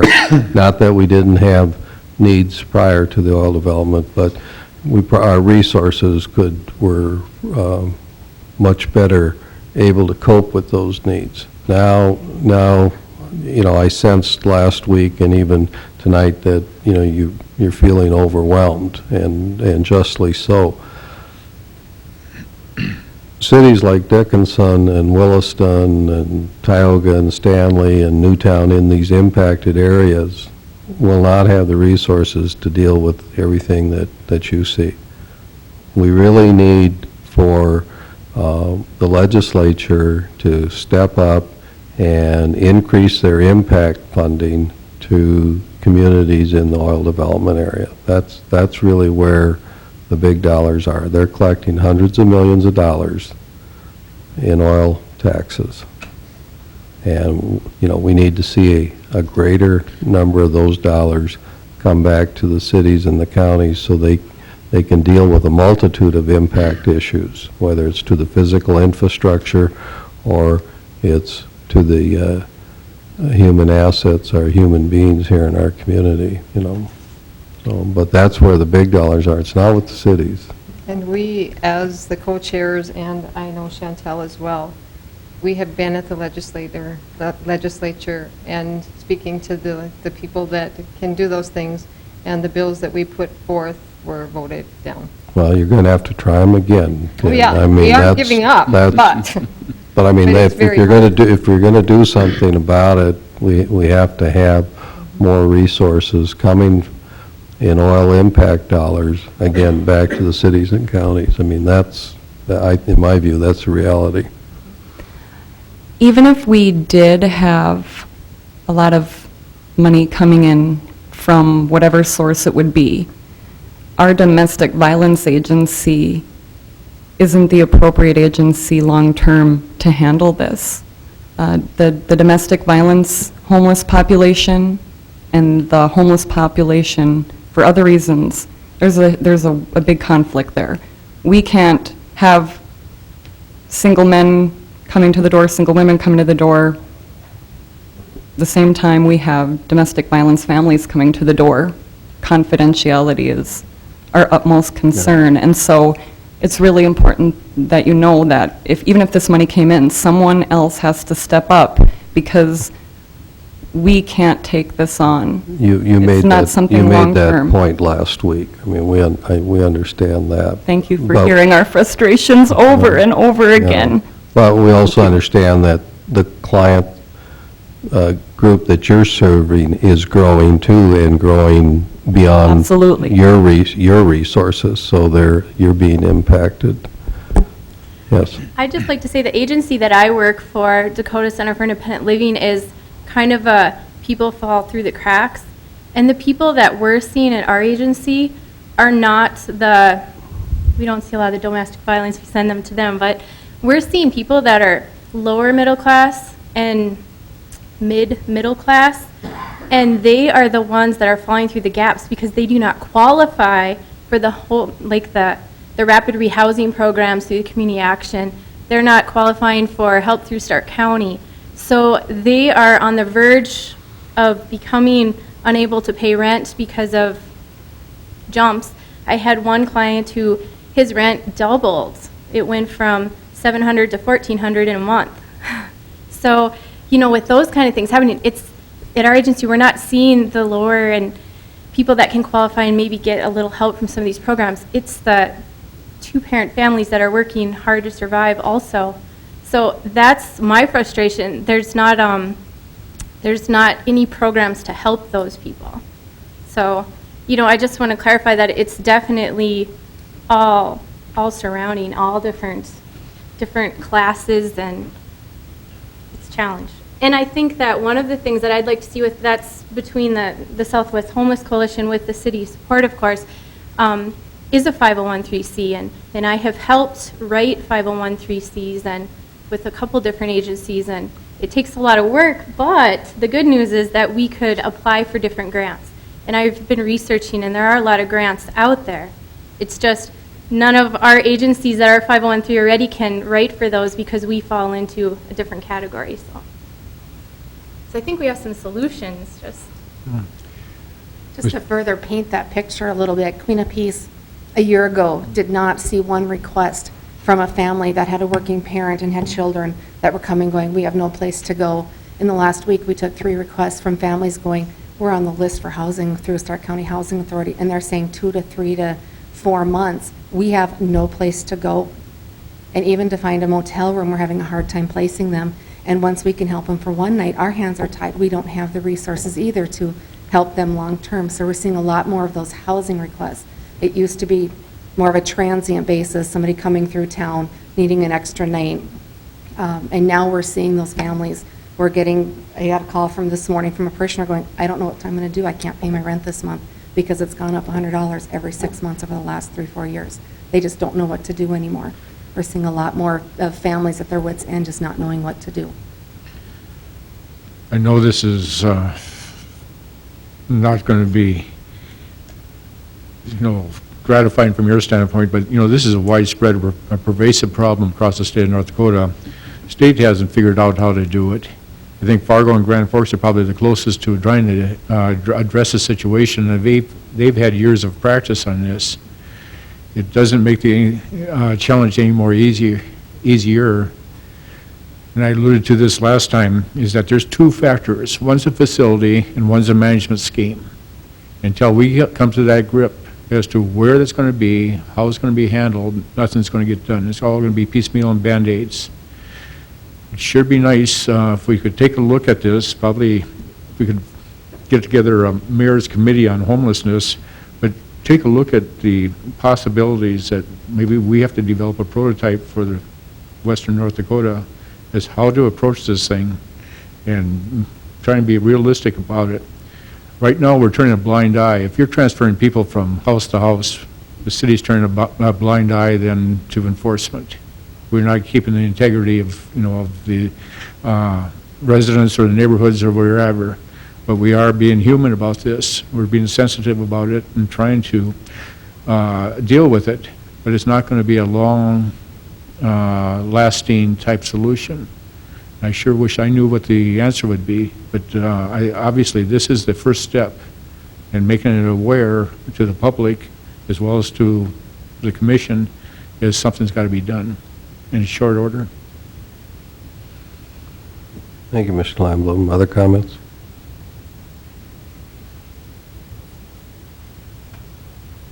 Well, we appreciate you coming tonight and continuing the discussion that we had last week. It's a serious problem. It's a growing problem, and I think the point was made last week and made again here that people who in the past were coping and getting by because of the rapid increases in rents now find themselves either homeless or on the verge of being homeless. I mean, I know I talked with one lady last week who said in the past 2 years where she rents, they've had 4 increases. So it's pretty significant. And we do need more apartments, and there are contractors working on this, but it's a tough issue. And I think the apartments that are being built, I think that's fantastic, but they have to be affordable to the people that need them, and that's the issue. Well, that'll probably continue to be an issue because, the cost of labor's gone up, and so, the cost of construction, I suspect, is more today than it was a couple years ago. And we would just like to invite anyone that's interested. There will be a Southwest Homeless Coalition this coming Thursday, the 22nd, at 11:30 at Gate City Bank. Where is it? Gate City Bank. Gate City, okay. And I think that's just a good place to start. You know, we've gotten a lot of interest, and I thank the commission and the publicity for that. We've gotten a lot of people that have called us to say, what can we do? And so hopefully, if we can get enough people together and enough ideas, we can come up with something that will work temporarily and then hopefully long-term. So, thank All you right. for taking the time. Well, thank you for waiting, too. We got well beyond 6:15, so. We brought half the neighborhood, not the whole. Okay. Yeah. Thank you. Thank you.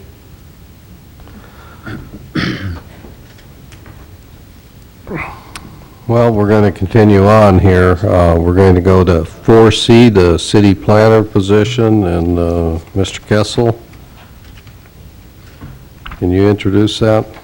Thank you, President Johnson. The next agenda item is a combination of several weeks and probably even a couple months of discussions regarding the city planner position, whether or not the city of Dickinson should establish such a position. It is my recommendation that based on the growth that we have seen and what we will predicted to continue to see, that a city planner position is not only advantageous but almost necessary. When you look at other communities of our size, our sister cities in North Dakota, Williston, Mandan, West Fargo, they all have planners, some of them more than one. So we may be at a disadvantage in considering the amount of plats, annexation, zoning, and other issues that have been before this board. City planner would certainly be helpful in those discussions. The engineering department has been doing an able job. I commend them for taking on these responsibilities. The planner position would be located within the engineering department as proposed, but it would also help relieve pressure on our city engineer and the remaining staff in that department. I believe that we can pay for this position using a current building permit revenue and also a proposal that's yet to be determined with the Stark County to share the services of a planner position. Preliminary discussions with Stark County have happened, but there's nothing in writing yet to be voted upon by this body or the Stark County Commission. The Civil Service Commission has approved the proposed job description, but we are proposing that we hire this position yet in 2010, so it would take a budget amendment to do that. We believe that the costs after if this body says yes to hiring a planner position, it would take 6 to 8 weeks to hire that position, and so the estimate for the remaining of 2010 would be about $25,000 for that position. So I'll try to answer any questions that the commission may have. Did Civil Service approve the grade 13 as well as the job description? Civil Service doesn't get into the financial grading. side, the grades. That position, that recommendation comes from a salary study that I did this year that would equate that dollar figure to our sister cities. What other positions are in grade 13 right now here in the city? Did not bring that document with me. I'd have to find that answer for you and get back to you. I mean, I don't know that we can just say grade 13 is the right grade unless we know what other positions are in there, so you can make a judgment on whether or not they're comparable positions. Mm-hmm.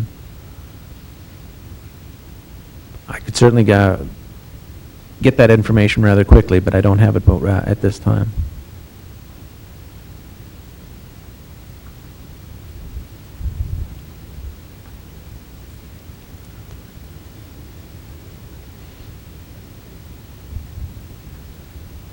If you'd like to go down to the public safety reports, I can run to the office and obtain that information. You can come back to it. Okay, I think that's a good idea.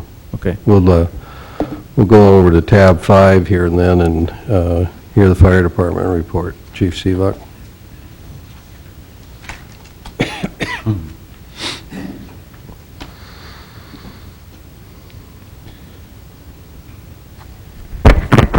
President Johnson, Commissioners, for the month of June, we tallied 20 incident responses. 2 of those were building fires. Neither one resulted in major damage, however. And for mid-year, we're tracking about 17% higher in response to incidents than we were last year.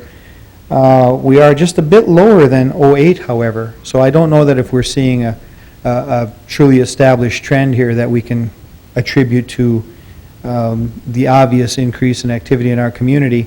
It did surprise me when I looked back to see that we were only 2 incidents less than '08, but still we were less. 17% higher than last year, however, is kind of an interesting point for mid-year. And attached to your report for the month of June, I've also included a copy of the award letter we received from the Economic Development Impact Office. We were successful in writing a grant for oil impact money that will be used at our training facility. We were granted $93,500 to put towards the enhancement of one of our live fire training props. We're very appreciative to the Energy Development Impact Office for that. Also, this past week, we opened up the request for proposals for the radio equipment that we're pursuing. We're in the process of going through that information, and we'll be bringing back that information and recommendations to you at a later date and as soon as we possibly can. And one last note, we've had one of our members, one of our volunteer firefighters, recently, just this past weekend, took part in a test or an activity that's known as the Firefighters Combat Challenge, which was held in Rapid City, South Dakota. I don't know whether he won, placed, or showed. He survived the activity, however, and it is a very strenuous Olympic-style competition based on firefighting skills and abilities, and I'd like to give our firefighter, Mr. Tyler Scott, credit for his involvement in that. That concludes my report. Okay. Any comments or questions for Chief Seebach? Mr. President, on your report, you got the acronym of OIC, and that stands for what? Officer in Charge. We have several of our members, full-time staff included, as well as volunteers, who on a rotating basis fill that position for us, and that's one of the aspects of the structure of our department that enables us to maintain 24-hour-a-day, 7-day-a-week contact with the volunteer department. So then when you make an indication, numerical indication there, it's a number of hours or number of times he... That's how many responses just the OIC individual responded to. Thank you. Anything else? All right, thank you, Thank Chief. you. Chief Rummel will hear from you. Quickly. That will not be a problem tonight. In your packets tonight, Mr. President, Commissioners, is the June 2010 Traffic Services Report. It's a rather short report. We tied May's statistics as far as 56 accidents reported in June. 5 of those were reported as injury accidents. 42 of those were reported as full report, which would require us to report them to the state. On other notes, Officer Kylan Klauser recently graduated from a 10-week course in the Texas Department of Public Safety Law Enforcement Polygraph School. So we now have a certified polygraph operator. We had not had that position filled since the retirement of Lieutenant Darrell Haig. So that we congratulate Officer Klauser on that. Marge Dingle, our one of our administrative assistants, that was out front at the police department greeting people as they walked in for almost 27 years, retired. And so we were looking at either replacing her position or looking at an alternative. The 2 captains that were recently promoted have successfully completed their probation, and they're well on their way. And we are currently in the process of hiring 2 officers to fill positions of officers that have resigned. So that's where we are personnel-wise. If there's any questions or comments, I'm open to take those. Mr. President? Mr. Lambo. Chief Rummel, it's becoming pretty obvious that we're having more and more people stand outside with signs, and asking for money, refusing to take food, but how do we handle panhandlers situation? And one of the concerns I had were a young couple a few months back had a dog that kind of camped out for 2-3 weeks at the corner of 15th and Highway 22 there. What's the protocol that the department uses? When we get, or when we receive a complaint, we usually go and address them, talk with them, see what, if there's any assistance we can give to them. We don't arrest them, and we don't chase them out as we have done in the past.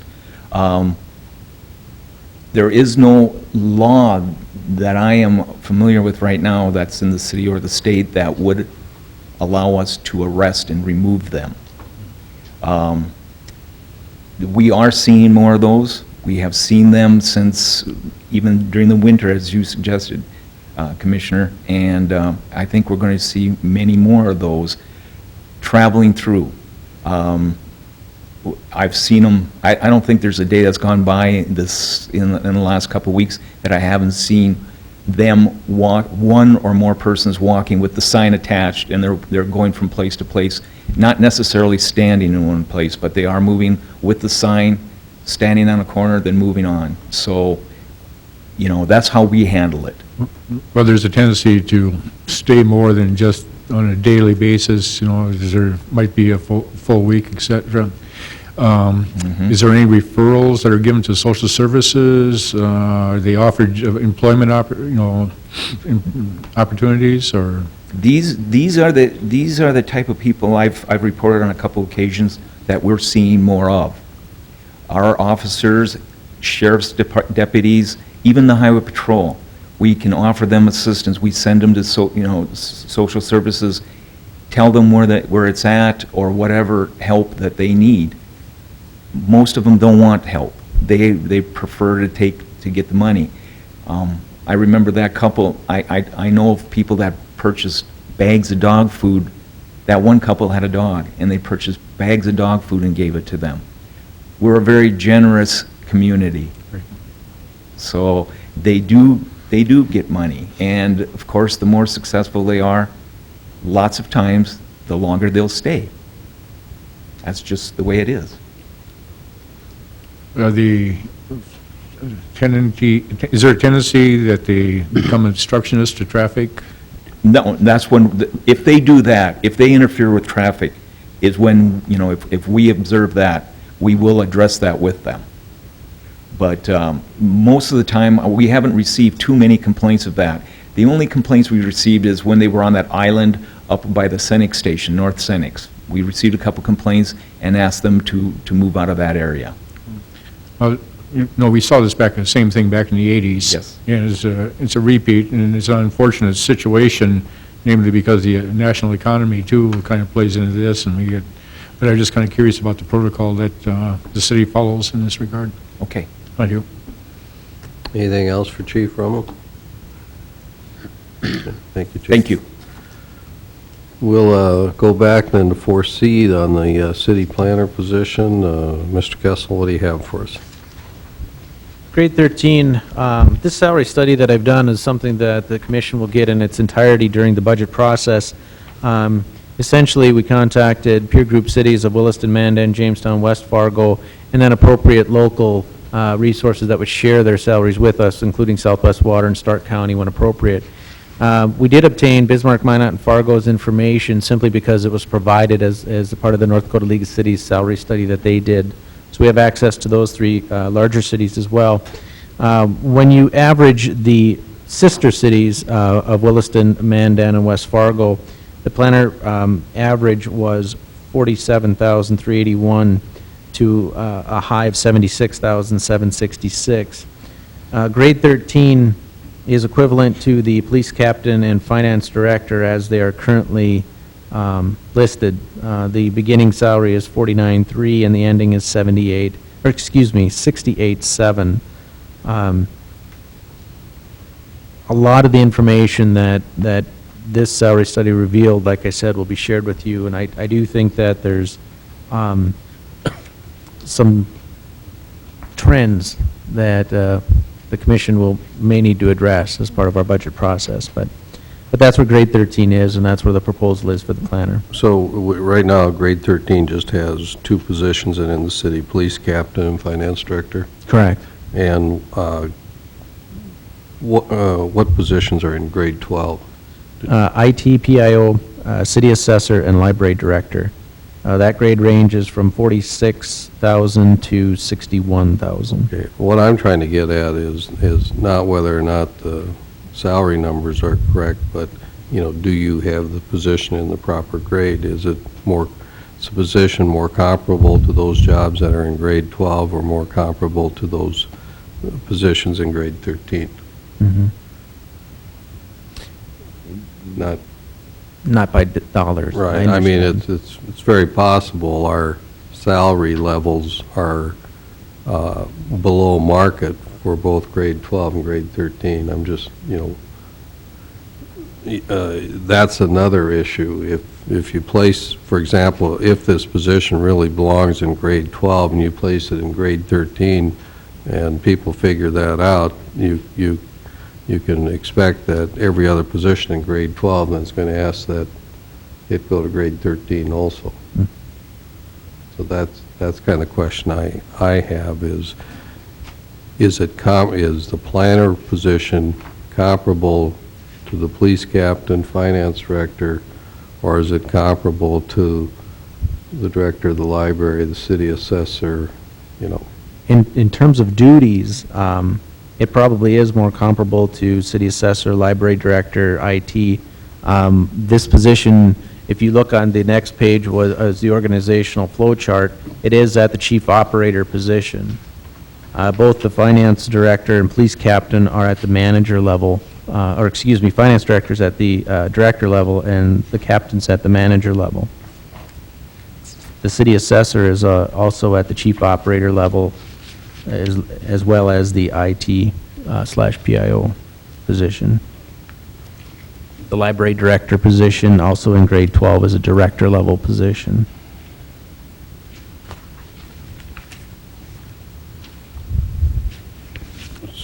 So you're saying that in terms of the comparable duties, it probably belongs in grade 12? If you're looking at it from a task perspective, I would agree with that. Task and responsibility.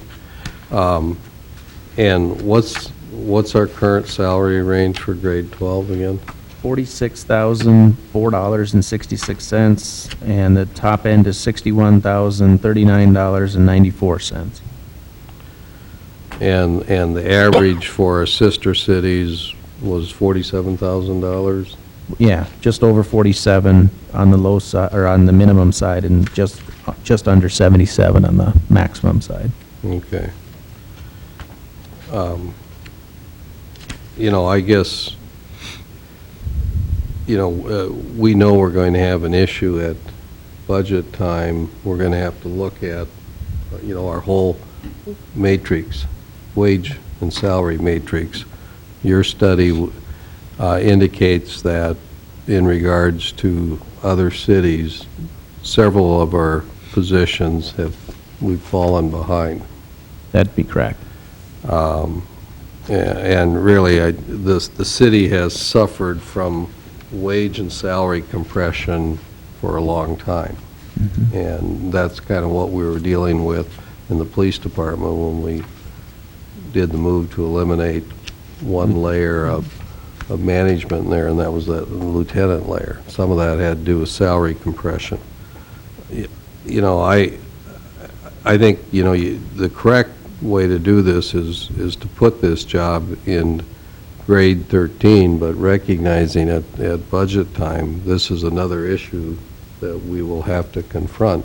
Some of it is driven by what's going on in the marketplace out here in western North Dakota. We have to be able to not only compete with our sister cities or our peer group cities, you have to compete with what's going on in the private sector too. And so one of the impacts of energy is that it's raising the wages of all workers in the area, which is a good thing, but it's also raising the wages of public workers, city workers and county workers. So it's an issue we're going to have to deal with. Mr. President, I think you just said that the position should be a 13, and I think maybe you meant... I meant 12. You're right. Okay. Excuse me. Yeah, I meant 12.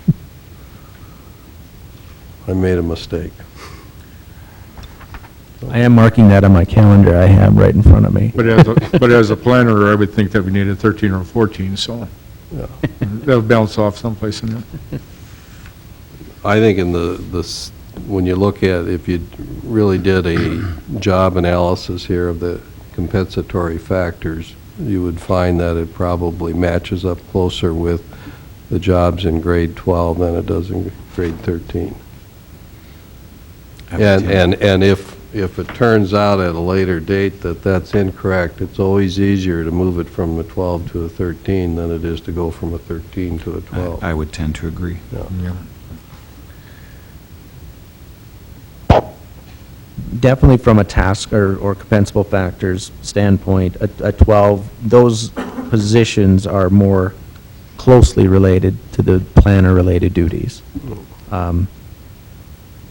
And as long as the commission remains open to, looking at the results of the salary study during the budget process and hopefully addressing some of those issues identified, it may resolve itself. We also might be breaking some new ground here, too, as we start to have a stronger relationship with the county commission, and we're asking an individual to step forward and take on kind of a dual role. And so I think as we look down the road, and as President Johnson indicated, that it's probably easier to move up, but I think we have to take that into account. Yeah. Like I said, if it turns out that if you do a study of the compensatory factors, it should be in 13. You can go up. If you do the study and it says it should be in 12, you start with 13, you're going to have an unhappy planner. And you say, we're going to change your grade from grade 13 to grade 12. There's no such thing as an unhappy planner. I've seen you not be so happy. So, I'm in favor of doing this, and I'm in favor of amending the budget, but I would like to start in grade 12 as opposed to grade 13.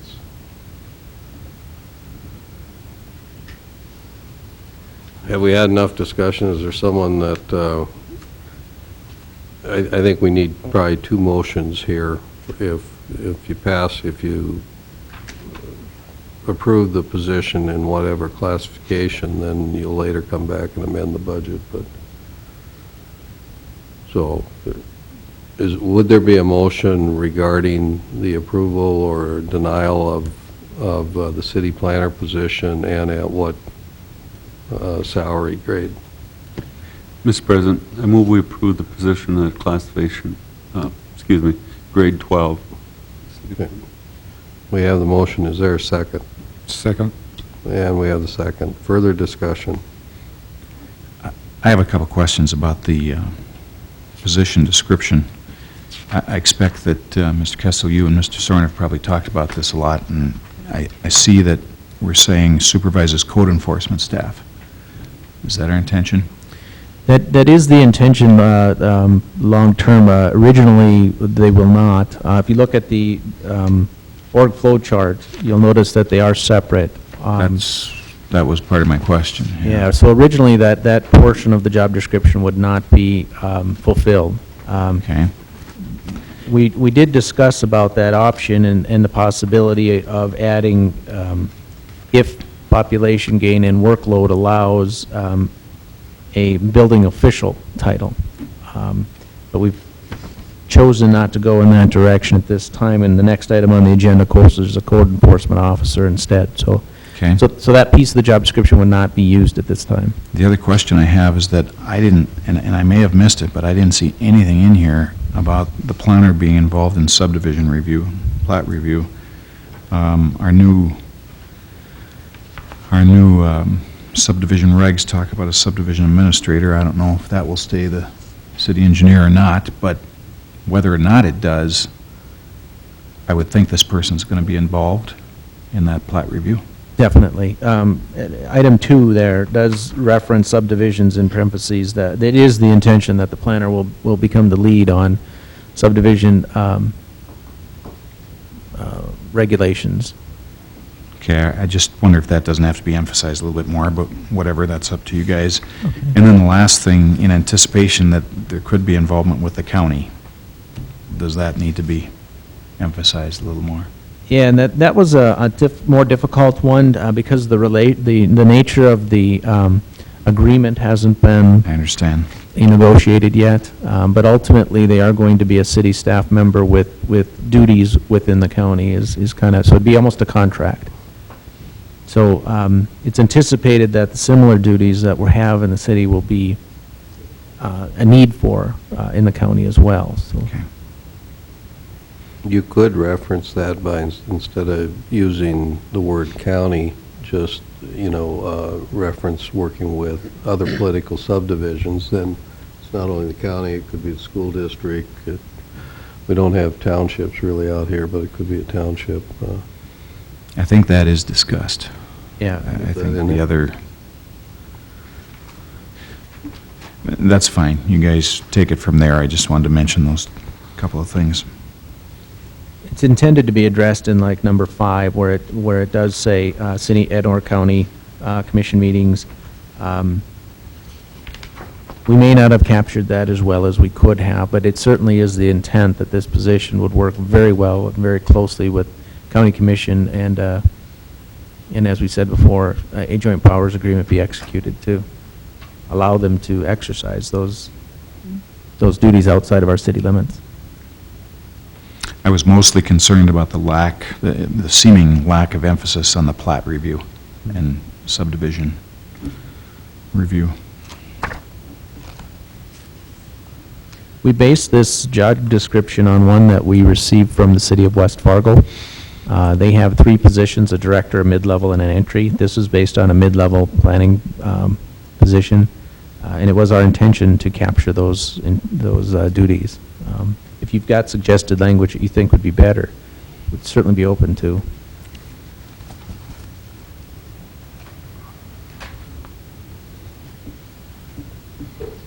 Okay, other discussion? We have the motion in the second, right? Okay, any other discussion? Not, we'll vote on the motion. Mr. Steiner? Aye. Mr. Lamblum? Aye. Mr. Jackson? Aye. Mr. Oltmans? Aye. Chair votes aye. Motion carries. Now that you've done this, we need to amend the budget.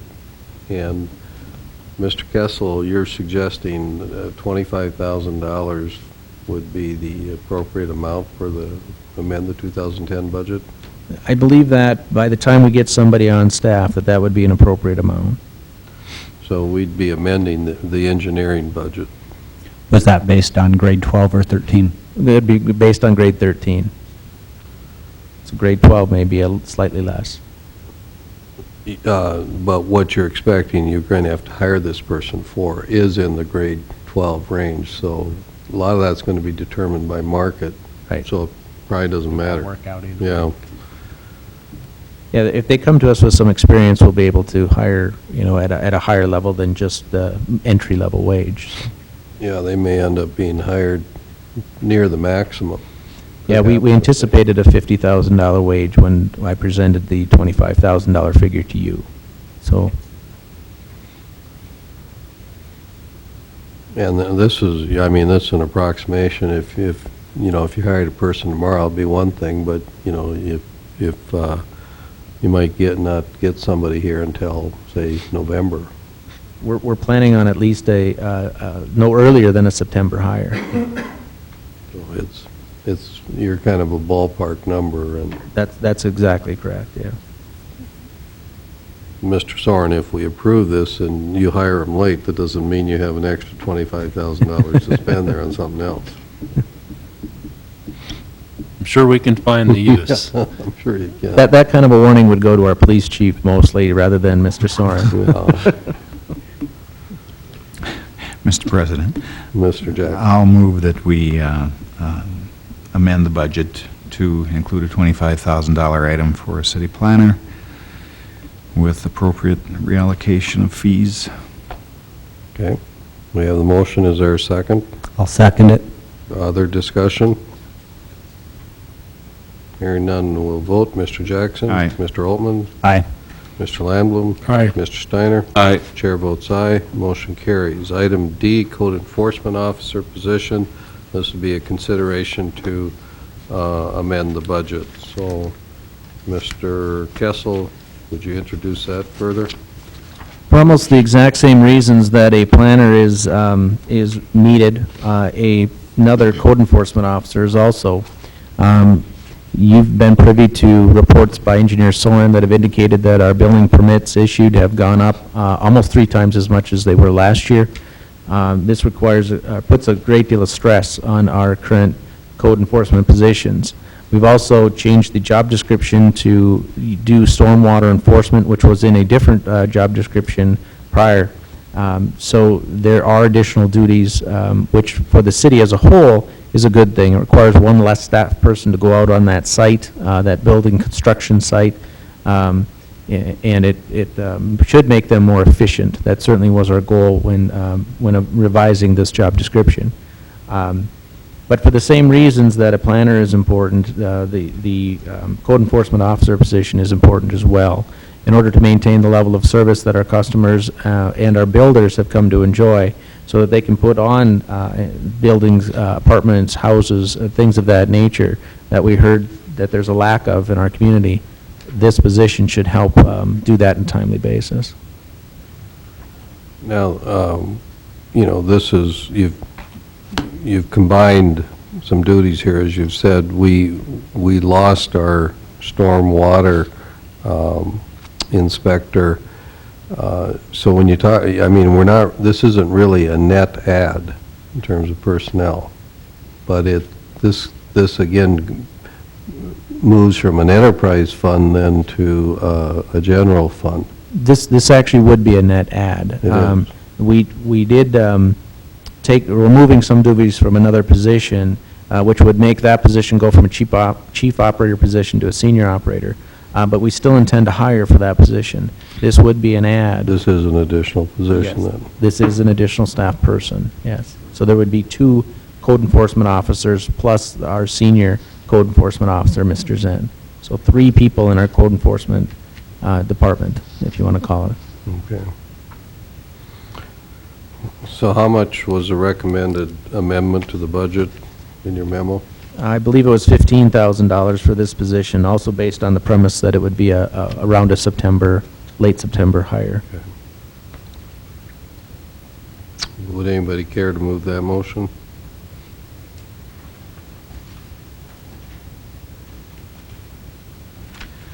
I'll move that we amend the budget for the code enforcement officer position. For the recommended amount, $15,000. $15,000. Is there a second? Second. We have the motion and the second. Further discussion? Hearing none, we'll vote. Mr. Jackson? Aye. Mr. Altman? Aye. Mr. Steiner? Aye. Mr. Lamblum? Aye. Chair votes aye. Motion carries. Item E is downtown parking. Mr. Kessel, you have a recommendation. Thank you, President Johnson. This is a topic that's continues to exist on our agenda. We're hoping that we can actually take some action this evening to accommodate some change. The change that we are seeking tonight is for you to approve the dollars to hard surface the downtown parking lot that exists between the depot and the Westwind Consulting Building. It's a city-owned lot. It's currently being used for parking, but it is not hard surfaced and there is no lighting. So we hope that you would consider Phase 1 of the recommendations regarding downtown parking, which do include the hard surfacing of that lot, marking spots along Ballard and Sims, and then the possibility of raising the annual assessment that's currently being assessed to the downtown business property owners. It could go as high as $30,000. That would be to accommodate additional parking when we hard surface the lot that we own north of the Elks Building. Okay, you've heard Mr. Kessel's recommendation. I think what he's asking approval for tonight is really the Phase 1 portion of his memo. If you agree with that, you could simply move a motion accepting Phase 1 of the memo dated, to us dated 7/15. That's correct. Do we need to set the amount of the assessment, or? No, because that, we would do that at budget time. So really, it's A and B of Phase 1 is, That would be correct. yeah. Okay. Mr. President, Mr. Steiner. I would feel comfortable making a motion to go ahead with Phase 1 with the note that to exclude C. Yeah, just including A and B. Correct. Hard surface the lot and mark the spots and exclude the assessment changing from 20 to 30,000. Yeah, like I said, we'll cover that when we do our budget. Correct. So, okay, so with the motion to A and B parts of Phase 1 be approved for this memo, is there a second? I would second it. We have the motion and the second. Further discussion? There's no discussion. Mr. President, Mr. Jackson. we'll be able to pave this year yet? That'll be our hope, is to try and get that accomplished. As was stated earlier this evening, it is very difficult to get contractors to do that, but we certainly have concrete option, and I know Northern Improvement will be back later this fall with some asphalt, so I think we should be able to get some bids from both of those and be able to get that accomplished this year. Obviously, we've had a lot of discussion about this topic, and certainly there are going to be people who don't agree with where we're headed here. I think that we really need to do good follow-up and hold our own feet to the fire and make sure that this is helping. Whether that's, 1-year anniversary, to go back and try to do a little analysis and make sure that we've done some good. Thank you, Mr. Jackson. Other comments? Okay, we have the motion and the second. Mr. Steiner? Aye. Mr. Altman? Aye. Mr. Jackson? Aye. Mr. Lamblum? Aye. Chair votes aye. Motion carries. We'll go to tab 6, Public Works. Mr. Soren, we'll let you take us through those items. Thank you, President Johnson. The first item I have is a rezoning petition. It's the, to consider the second reading of the rezoning for the QCM from agricultural to rural residential. This subdivision is located a mile east of the city along 21st Street East. It is a 2-lot subdivision with the lots between 2 and 5 acres. And they're requesting that this be rezoned to a rural residential. And we're recommending that as well.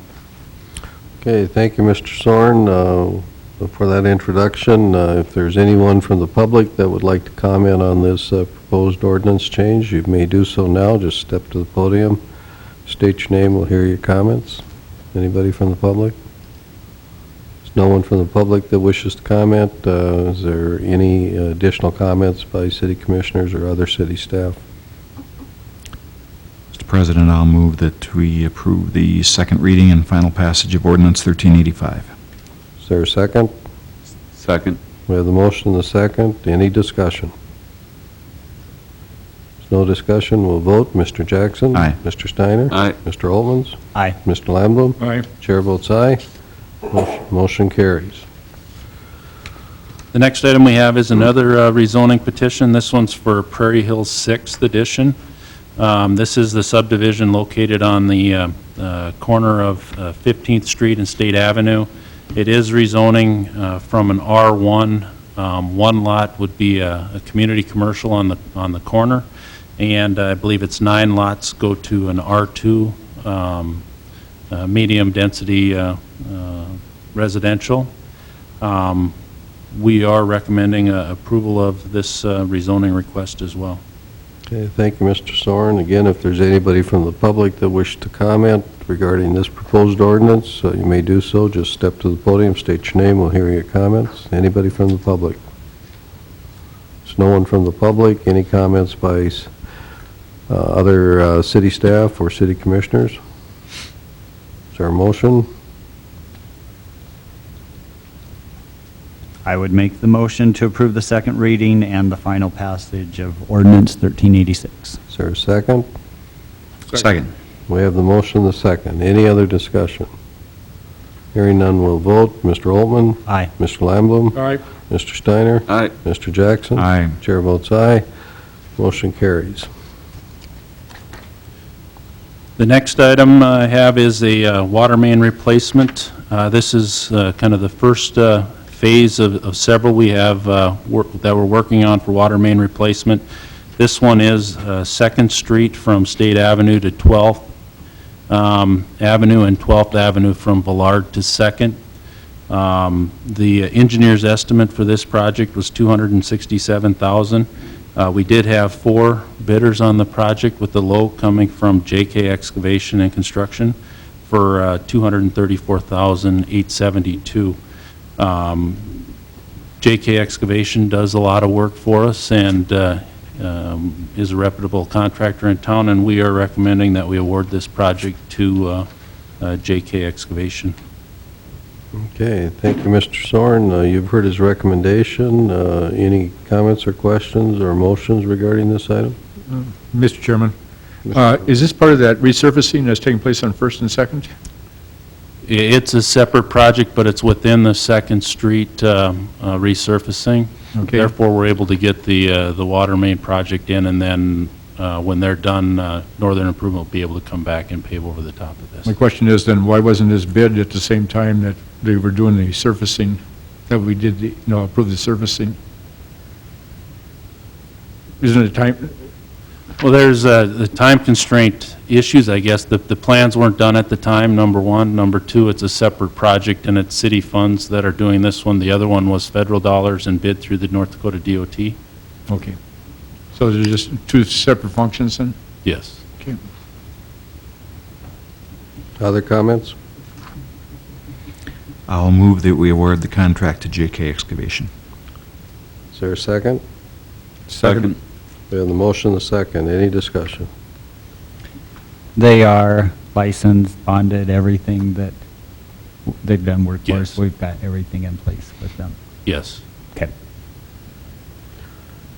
Anything else? We'll vote then on the motion. Mr. Jackson? Aye. Mr. Lamblum? Aye. Mr. Steiner? Aye. Mr. Altman? Aye. Chair votes aye. Motion carries. Under my reports, I do have in front of you 3 development impact fee requests that we are working on at this point, and we'll be bringing back to the commission at the next meeting for further action. The first one is Gary Bullinger is requesting to develop some land up in Country Oaks, which is directly west of the property we discussed earlier today, the New Beginning Recovery Center, that area.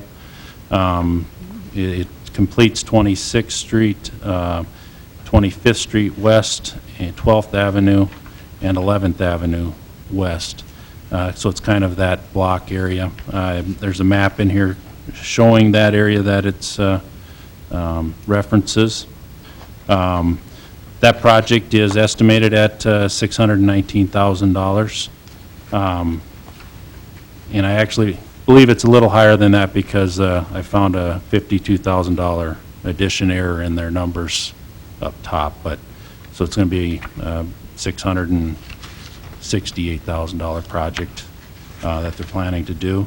The next one comes from Dave Kitson, who is in the process of platting and developing the Houston's third area, which is south of 21st and north of 17th Street West. He is requesting impact funds to complete those three at First, Second, and Third Avenues and 20th Street, which will connect 21st to the south there for road construction. His project's estimated $826,000. So he would be maxed out at the $300,000 available for that project as well. And then the third one that we've got in front of us comes from Rohr's Development, who is in the process of working on State's fourth edition. This one would complete 4th Street West and it shows 2nd Street, which is just the area around the Bureau of Land Management, completing that area with some multifamily residential proposed along the BLM. We are in the platting process. We'll be hearing the final plat on this one this Wednesday. He is hoping to get his name in the hat for impact funds and get started on this fall yet as well. All three of these, I think, are hoping to get started this fall. As far as impact fees go, we do have $856,000 that we've spent so far that were out there. As you recall, the max is $2 million by ordinance that we can contribute. With these three at $900,000 and the two other projects that we've awarded or approved, which was $365,000, that's going to put us at right at 2.1 million, which is going to put us a little over. So according to our ordinance, unless we start seeing some revenues come in as we have the past month here, we'll be just shy of being able to provide the funding for all three projects, which is one of the reasons I wanted to give you a heads up, along with letting you know the activity we're seeing and the requests that are in front of us. You happy to answer any questions? Yeah, Mr. Soren, is it an ordinance or is it a resolution that we passed setting this process up? I believe it is an ordinance You think it's an ordinance? in Article 2.70 of our city code. Okay. Mr. President? Mr. Lamb. I don't believe that much of or many of the public understand what the impact funds or program is about. Could we take a few seconds here and just explain the rationale for having this particular program and why it's not on the obligation of the developer himself and what benefit the city gets out of it? Sure, I can try and clear it up a little bit, maybe. The program was started when developers were looking for special assessments to complete their projects. So when the program was put together, it was thought that the developers need to have some stake in their development if the city was going to participate in that. So when this was established, it was established that it was a 50-50 match, with the developer having to pay 50% of it, the city would match 50%. That was one stipulation. The other one was that for each project, the amount the city would put into that wouldn't exceed $300,000. So it was the lesser of those two amounts, whether it's 50% or $300,000, and making sure that the developer did have 50% minimum interest in the projects that they're working on.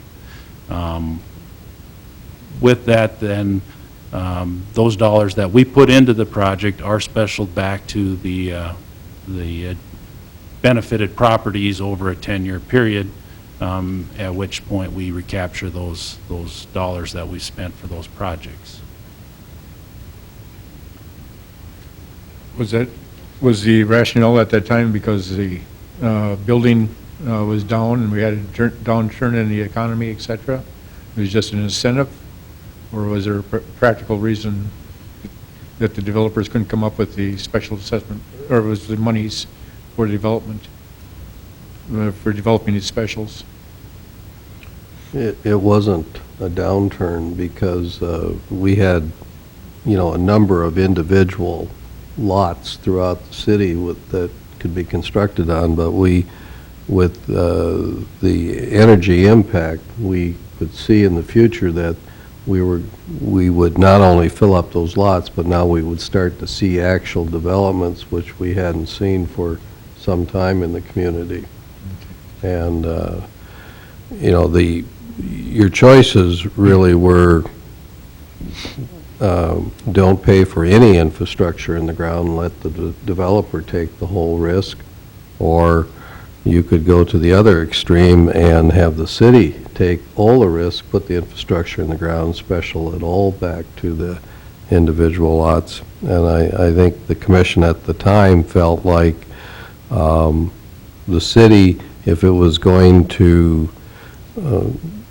meet the needs, the housing needs, that there would have to be some incentive that would reduce some of the risk for the developer. And this was really, I think, a pretty modest approach, because like if you look at any of these developments here, these three, I mean, there's going to be way more than $600,000 of infrastructure that has to go into the ground for those developers, and the city at this point is only going to put $300,000 in there. Is $2 million enough then to go into the next boom or to the next phase of development we're going through? Probably, in my view, probably not. I think that's kind of one of the reasons I was asking if we did this by resolution or ordinance, because if it's by resolution, then you can change it in a meeting. If it's by ordinance, it takes at least 2 meetings to make the change. But, I think what we want to avoid is we don't want to repeat what was done in the 70s and 80s, where I think the city put way too much money into the ground, and then when things went bust, all those specials were no good. And I guess that's what I'm driving at, is that I remember those days when the city was on the hook for most of those specials. Yeah. Mr. President, Mr. I Johnson. assume that you're going to come back with some kind of a recommendation. Yes, at the next meeting, we send letters out to the people that aren't the developers. There's some property owners that are involved in a couple of these other than, so we have to notify them. So yeah, at the next meeting, we'll come back with recommendations. We'll have verification of the dollars that are out there, what our room is, and the time frame as to when we would envision that we would fund these projects. With it being as late as it is, they wouldn't be specialed this year, so they wouldn't be specialed until next year, and probably the dollars wouldn't go out until next year. So that's one of the things that I'm going to look at and see what our revenues are and what we'd envision coming back over the next 6-8 months to see what our bottom line is if these are approved. What I'm thinking about is, we probably need a recommendation on the ceiling that we have, the $2 million ceiling. Whether this triggers it or not, we probably should address that question sooner than later. And I really think at the same time that we may as well work into our policy addressing situations that I know you and I have talked about, that we're going to have infrastructure that needs to be built outside of subdivisions. And we need to think about and talk about how we're going to do that. Whether we're a financial player at all, or if we want to somehow partake in the risk and encourage that development also. That could be something outside of the impact fee system. What, can you give us one example? Talking like industrial, or? Could be anything. Could be anything. I think we're going to see an industrial development that this question will arise probably. It could be hookup fees, it could be some other form of financing. I don't know the answer, but I think we have to start thinking about it now. So are you thinking we would do a separate industrial fund versus residential or commercial? I haven't thought that.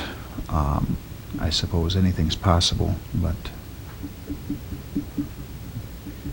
I think in some of our discussions, some of the thoughts that are come up are maybe service mains or transmission main lines, for example, that would service a subdivision where they do their collector, whether it's water, sewer, but we have maybe a major transmission line that has to carry it. Maybe it's a lift station to serve a larger area than just a subdivision. And that's what I'm talking about. I think those are the items those that kinds of things. we've had discussion on. But I think we should have some policy discussion, before we get faced with a request. Yeah, I agree. And Mr. Landblum, your comments or your questions kind of regarding what the thinking was at the time too. I know we were influenced by what we knew regarding energy development at the time, and I think we saw potentially a lot more risk than maybe what we would see today, because at the time we were thinking about this too, there were still questions about just how economic the Bakken development would be. Well, I think those questions have been answered. It's doing quite well. And now, not only is the Bakken doing well, but, there's quite a bit of interest in the Three Forks, and it appears that the Three Forks may extend further south than the Bakken, which means Stark County. We know there's already wells being drilled in Stark County. If that turns out to be successful, then we're going to feel even more impact here. Right now, the impact we've been feeling is really from Dunn County and north. If we have it really right in our own backyard, and even further in south of us, Dickinson's going to feel this. It'll be much more intense, what I'm saying. And so I think when you start looking at all those factors, we were very conservative when we set the $2 million limit. I think that has to be reviewed.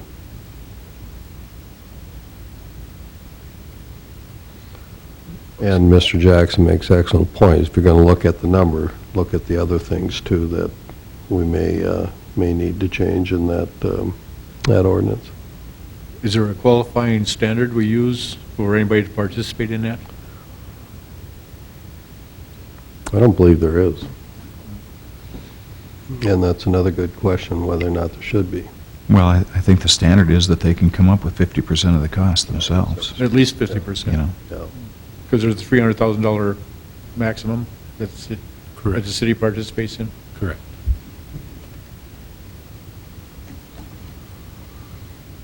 Anything else on that?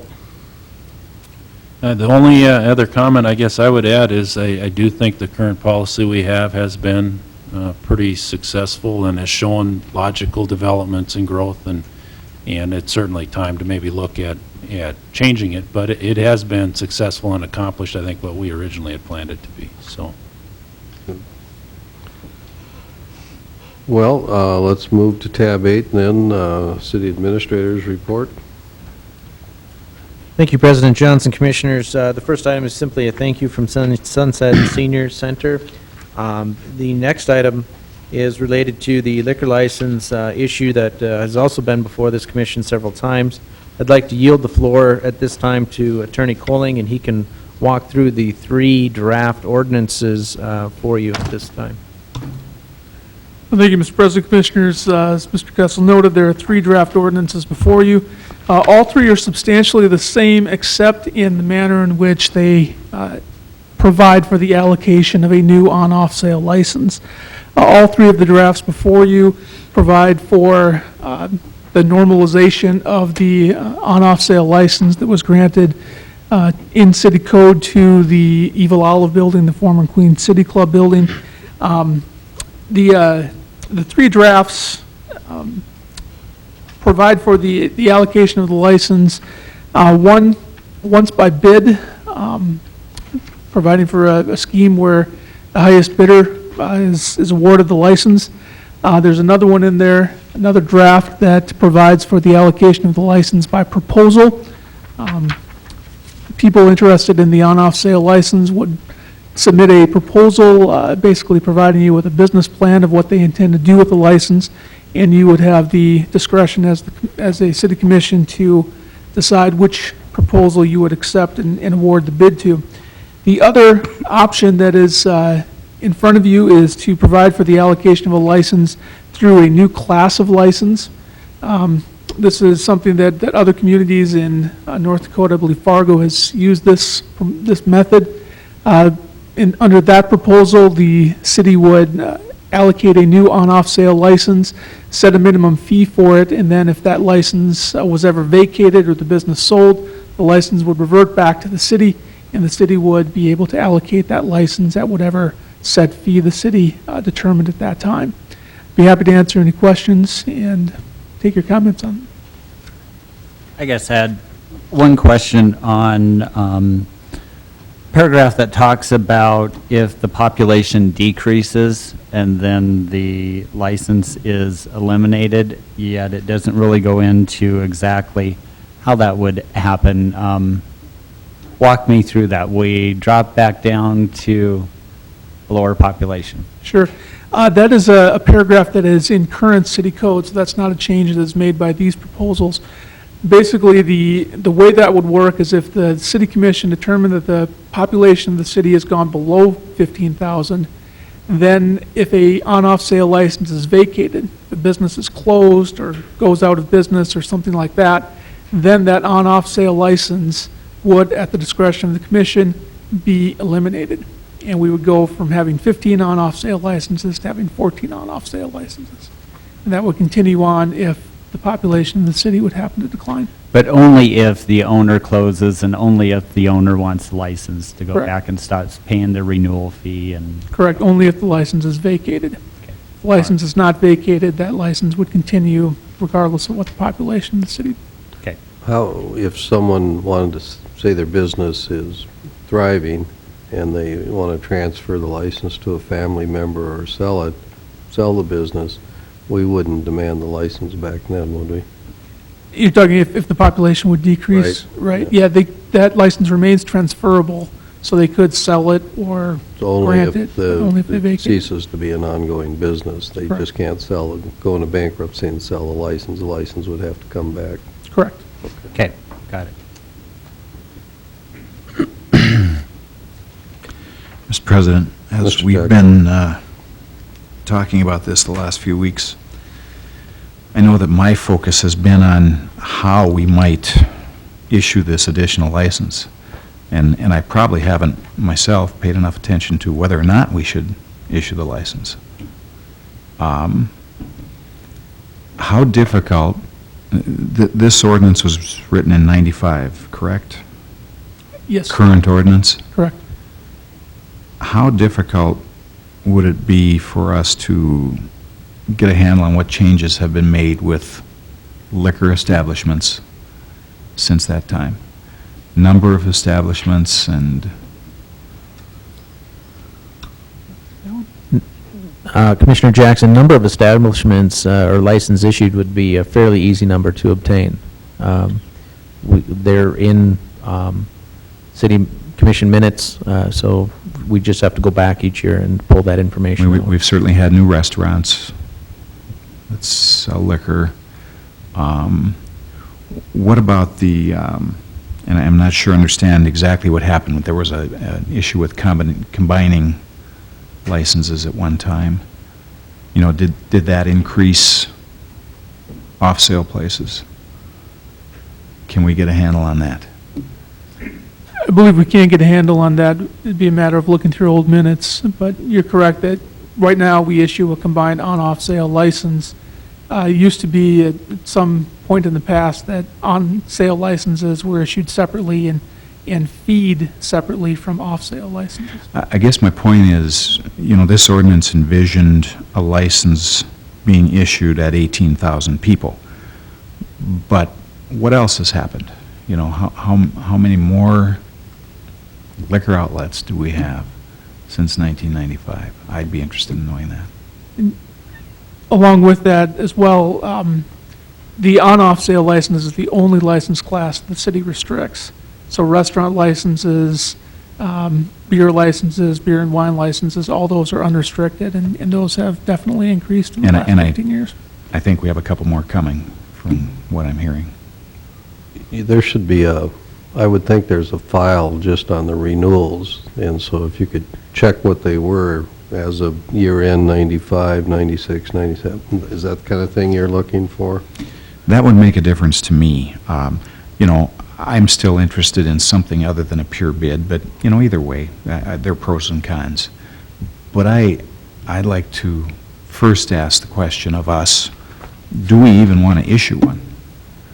And to me, that information would be helpful in answering that question. I think, too, now that you put this down on paper, I would suggest you hold probably at least 2 public hearings. So now you've got something on paper. The city commission doesn't have to commit to either of these 3 in terms of what they favor. But just now that you've got them written out, let the public, those that are interested, come in and testify. You can hear their comments. We probably haven't heard a whole lot from the existing industry right now. And so I would say for the next meeting, you definitely schedule a public hearing, and probably 2 in a row. Does that sound reasonable? Mr. President. Mr. Steiner. Along with that, this is a topic that we hear about on the streets a lot and get a lot of opinions on, should be opened up to the highest bidder and let it go, all where chips may. And the other is, maybe you ought to just open up and say anybody that wants a license for X amount of dollars, $30,000, $40,000, whatever, and have that open. My question, does anybody know the theory or the reasoning for the city regulating this industry? We don't regulate banks, the number of banks that want to open up, or insurance agencies, or your businesses and so on. I just don't have an answer why the city is in the regulating of the liquor licenses. The alcohol industry is the only industry that a city government could lawfully limit in that manner. It has to do with the manner in which prohibition was repealed back in the 1930s. The prohibition was repealed across the nation, but there's a section of that constitutional amendment that allows for local regulation of alcohol. So since that time, since the 1930s, municipalities have regulated alcohol and alcohol sales in a variety of manners. As I think we've noted in previous meetings, there's very little uniformity in the way that cities around North Dakota and around the nation choose to issue alcohol licenses and the regulations they seek to impose.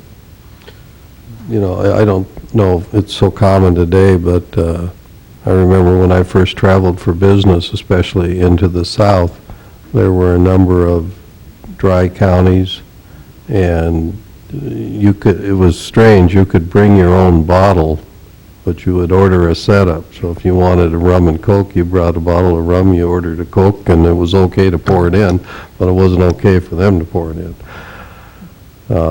I think a lot of that's changed, but I suppose it goes back to what you were saying. Each county or city had a lot of latitude in how they set their own rules. It's, we could ask Mr. Kessel and Mr. Colling to kind of research that further, but think it'd be a lot of time on their part and maybe not that much benefit. It's kind of like, once we started down this path, it's way back when, it's a hard path to deviate from. You know, if you suddenly opened up to just kind of an unlimited number of licenses, it's the 14 or 15 people that hold the existing licenses, I think, would be in here quickly telling us that's not fair, you know. And yet the other side of that coin is the highest bidder, you know, would be someone that would have a great resource to just come in and just bid extremely high to have it. I mean, I'm thinking of a corporate business, that type of thing, you know, so, you know, there's some issues out there. Well, there's a lot of issues. I mean, if you restrict the number, it does put it creates an artificial value for them. But that's the path we as a city chose to go down years and years ago. If you say, well, we're going to continue to restrict them, but we'll sell this one for $30,000, what's to prevent that person a couple of years down the road from selling his or her business, and that liquor license they got for $30,000 probably has a market value of $150,000. They make $120,000 real quick. Like, well, if indeed there's that kind of money to be made on these, who should get the benefit? The citizens here or the person who gets that new license? And that's one of the things I'd like us to stay away from is mentioning that the owner selling the license, when in reality, that license is the city's. It's not them to sell. It's not theirs to sell. The liquor license is the city-issued license, so, you know, when they show the profit and loss or whatever the value of their business in, I don't think that they can show liquor license value $150,000. I think it's built into the Blue Sky or something. Well, it's there. You know, I'm not saying what the city fathers and mothers did way back when was the best route to go, but once they made that decision, I think it really kind of limits what we can do. If from day one we would have said, you go to sell your business, it's fine to sell it, but the liquor license comes back to the city, and then the city will decide whether or not the person you're selling to will get the license, and they will have to pay the city a fee. So the value of the business never reflects the license. The reality today is the value of that business does reflect the fact that there is a limited number of licenses. And that's maybe not the best way to do it, but that's the situation you've inherited. That's too why, you know, let's have some public input, see what others are thinking. Maybe after we hear the public input, it'll be very clear to us what direction we should go. But as Mr. Colling said earlier, there's no consensus in our own state, much less across the nation, on how this is handled. I don't know that there's a best practice out there, especially starting from where we're now at. You know, just to clarify more, I mean, the insinuation is that, you know, or that why doesn't the person or a person just go out and buy a license from someone that wants to sell? Well, it's not theirs to sell, and there may be people that want to start a new venture with a new building and not purchase the license from someone that wants to sell that also has a building value attached to it. So, Yeah, but Carson, you know, exact same thing happened with Midtown Liquor, where Monty Kovash's insurance agency is. That was not bought for the location or for the inventory. It was bought for the license, relocated, and the building was sold. And there are certainly businesses out there that currently have license where that same principle could be had. And, you know, we would be doing a disservice to the community if we sold the license for any less than what the current market value is out there. When you look at the amount of money that we spend as a city for our law enforcement and our social services, doesn't even touch the tip of the iceberg for what we're getting for the license. And you have to be able to get that money from somewhere. And no matter how we issue the new license, I don't think it's going to be for a $20,000 or $30,000 fee. I think it's going to be equivalent to what you would buy from an existing owner. And again, there are existing owners out there, much like that Midtown Liquor situation, where if somebody wanted to, they could get that. I understand, but the point being to go out and buy a license from a person that has his business up for sale, you may need the license, but you don't want the building, and he may not, he knows what the value of a license is, here's the price of the building and the license, but he can't show that, so it's kind of forcing the person to say, to pay the price for the building because the license is probably going to go with the business and so on. But you're not going to get Not the separate building fine. that he doesn't want, but has because he needs the license. Sure. Even if you buy the separate license, I don't think you're going to get the loan from the bank for the license. You're going to have to come up with the money to buy that initial license one way or another. If we price our license competitively with current businesses, then you as a current business owner can decide to sell your license for the same price that the city's issuing the new license for. You can sell it for more, you can sell it for less.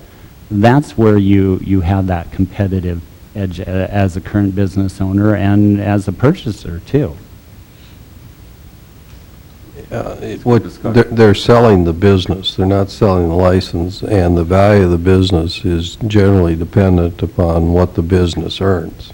And a very simple valuation might be, say, 10 times what the business earns. Well, if many times that's going to be in excess of the net assets in the business. I mean, all you have to do is just look at almost, not all the stocks anymore, but almost any stock in, say the S&P 500, the market value exceeds the book value of the company.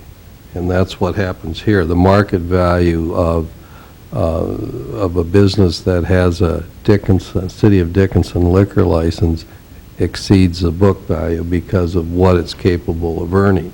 Mm-hmm. And part of that, the reason it exceeds the book value is because we put a limit on liquor license. There's only so many of them. So if you limit supply and demand grows, price goes up. I understand it. Let's take the young lady in the audience, what she wants to do. Basically, we're saying you almost have to buy another building to get that license, but she doesn't want to move into a building, say, that offers that license with it, so. Midtown Liquor, that situation was exactly the same. The people bought it not for the location, but for the opportunity to open up the type of business in the part of town where they wanted to. The benefit was that they got to sell the building. It's a tight real estate market. It's going to be a risk that person is going to take on if they want to go out and. It is, buy but it's that a building. tight real estate market too, and so having a building in town that you own and available for sale, and in the greater scheme of things, if you're looking at building a 6 or 10,000 square foot bar, and so you're looking at $600 to $1 million, again, what's another 100,000 or 150 for the license? And I think that we're going to again charge the same for our new license as you would pick up an existing license for. Well, I would say, put this on the agenda for public hearing, public comment, and that also gives commissioners a chance to continue their comments. right now it's getting so late, I don't think, you know. So would that be agreeable to the four of you, that this will be on next meeting's agenda for public comment, public hearing? We're good? Yes. All right. Accounts payable and payroll, are there any payables and payroll you'd like to discuss? Is there a motion to approve them? So moved. Do we have a second? Seconded. Any discussion? Hearing none, we'll vote. Mr. Steiner? Aye. Mr. Altmans? Aye. Mr. Lamblum? Aye. Mr. Jackson? Aye. Chair votes aye. So the motion carries. Any items by city commissioners?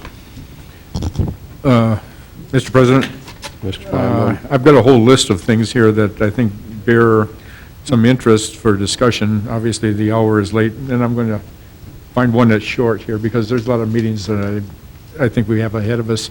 But I think it's about time we start looking at the transportation plan, or updating the transportation plan for the city. And this is just for throwing it out for food for thought at this point. Looking at the volume of traffic that's taking place out there, also where the trucks, traffic is heading, the kind of the disruption to the normal flow of activities. I think that it bears a strong look at a good transportation plan as to what things are occurring, what type of routing we should be looking at, and trying to encourage truck traffic in areas outside residential areas or commercial areas, et cetera. So just want to put that out for food for thought at this point, but I think it might behoove us to take a look at and make that investment.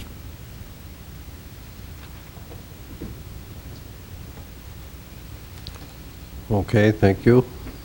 I think, we would comment that we did pull out the transportation plan here the other day, where Mr. Soren and Mr. Jackson, Mr. Kessel and I were meeting on an assortment of issues, and that was a topic that came up, and we had a transportation plan that was put together, I think it was in 1998, and so we were kind of talking about that, I think, in conjunction with the planner too. So I think your comments are right on. I mean, we know we have issues there. Other comments by commissioners? Anybody from the public wish to comment? Where's the No one from the public